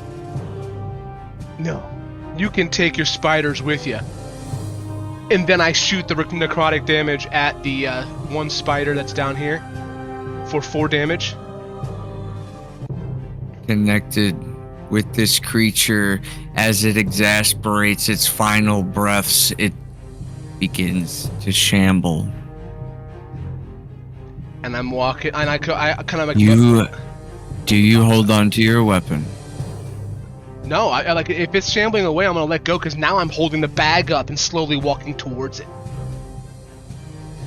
Give me your Begin soul. to see this creature shamble, and you begin to see a rift open in its stomach. You can see what looks to be a diamond shape at its center. I will not die just yet. And it starts to crack. And you see a small sliver of While he's life. talking, I'm reaching inside a hand to grab that fucking stone. Make a strength saving throw or be pulled into the ethereal plane. Fuck, here we go. Goodbye.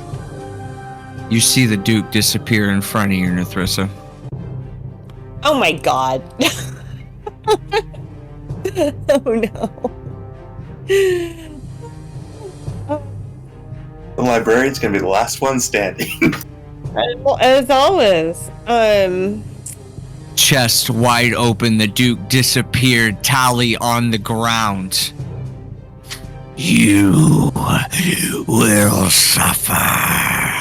As spiders come crawling behind, just one actually, as it tries to bite you in the butt and misses. The diamond shape begins to glow. I need you to make a dexterity saving throw or fall prone where your turn begins before you get dragged in. Holy shit, that's something you're terrible at. I know. I've actually been going Is you fucking hold your ground with all you can. What do? You don't go prone. You succeed. Alright. I'm going to, because I think that everything's going to shit. It doesn't matter. I'm going to jump in and try to grab the lodestone from the center of the spider. Just Strength saving throw. I just freak out and do it because I'm like, "Dah!" As you reach in and grab a hold. It was only a DC 12. Oh, good. It's just he rolled a fucking 4. You reach in and grab this crystal, and you pull. Make a dexterity saving throw, Duke, or suffocate. 1 second. Dex, you said? Yes.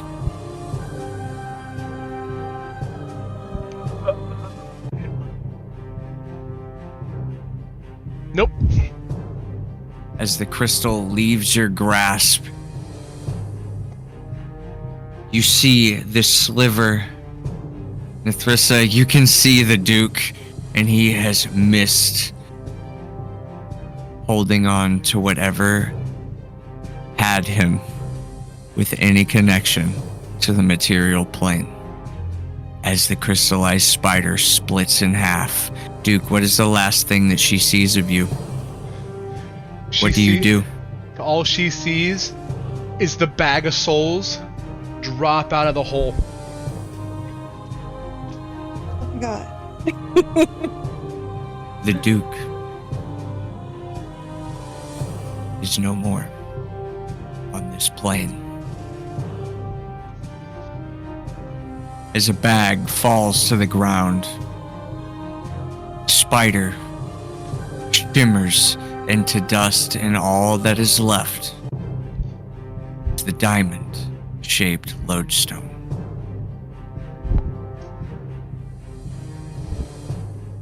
The last spider begins to scurry off as you stomp on it, and Tali lies there, poison dripping down his face. I Lifeless. immediately run over and do the scroll of Revivify on him. I touch him and just do it to get him back up to 1 point. As you do.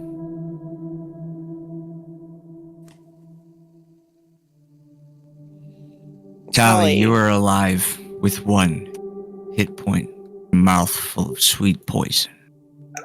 I spit out the poison and go, I missed. We got it though. You did a good job. We got it? We got it. Where's We lost him. He was eaten. He went into the spider when the spider died. What? Yeah. I don't understand. I'm not quite sure either. He just disappeared with the spider.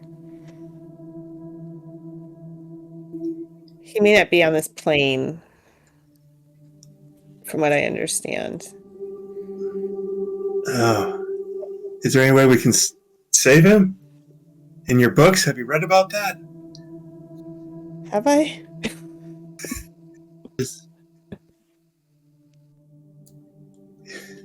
Roll Arcana or History. Okay.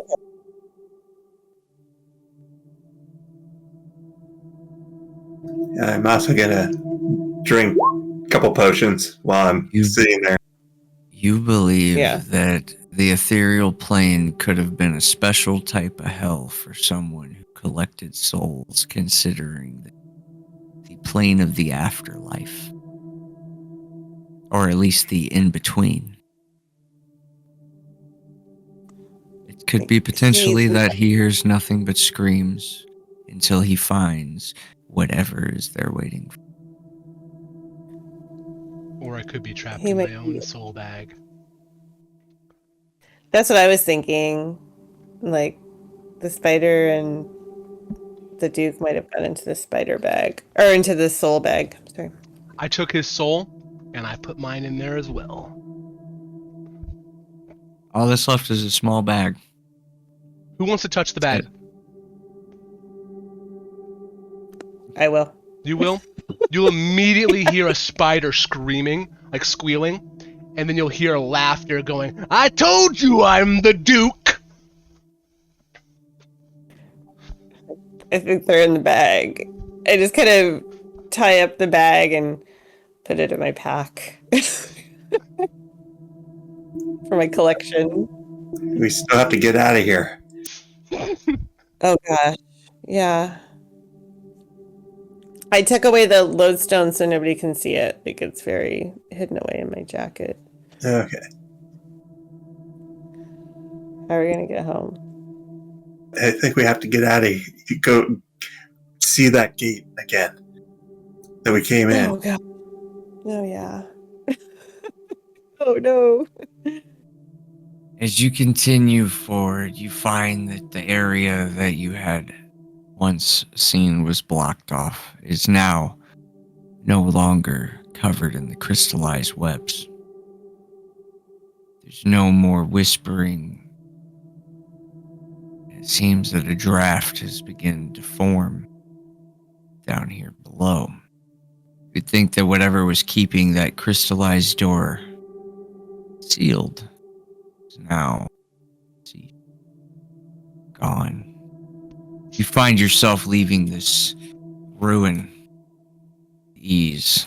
Wary is still a small stench, but alive, less.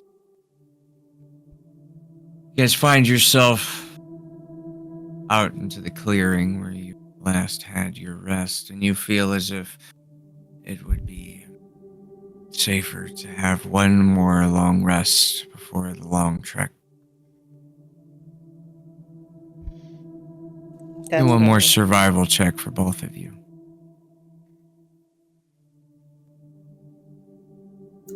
Not feeling my best. Oh After that- man. After that, not many would.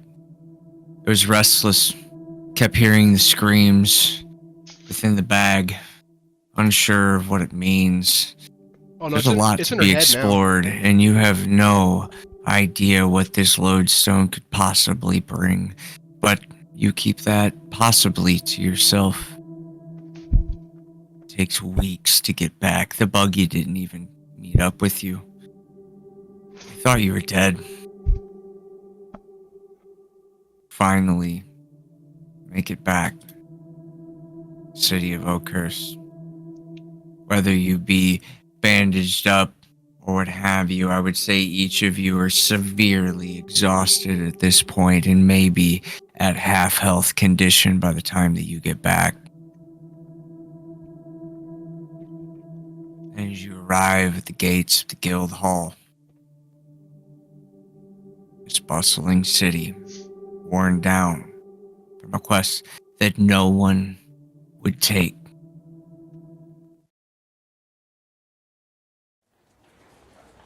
Finally, home. Successful.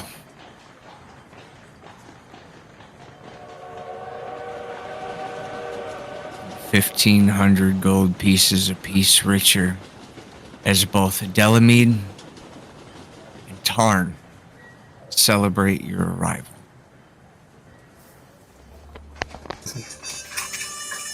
You know, keep the 1,500 for Duke.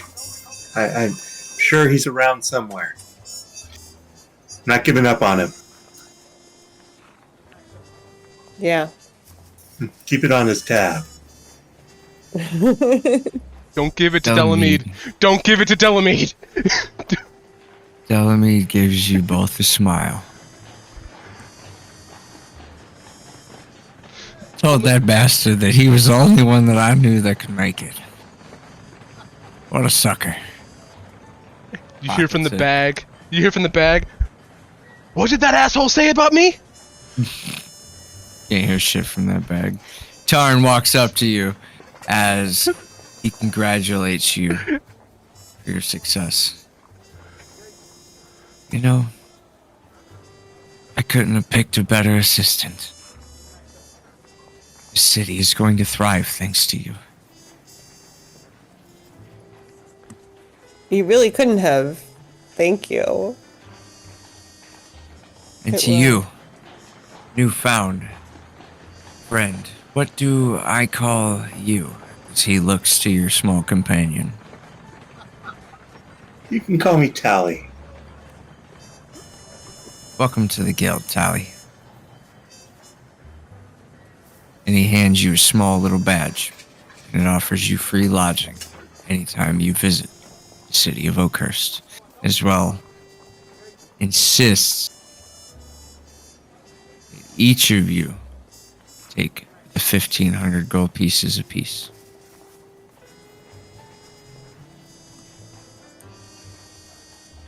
Thanks.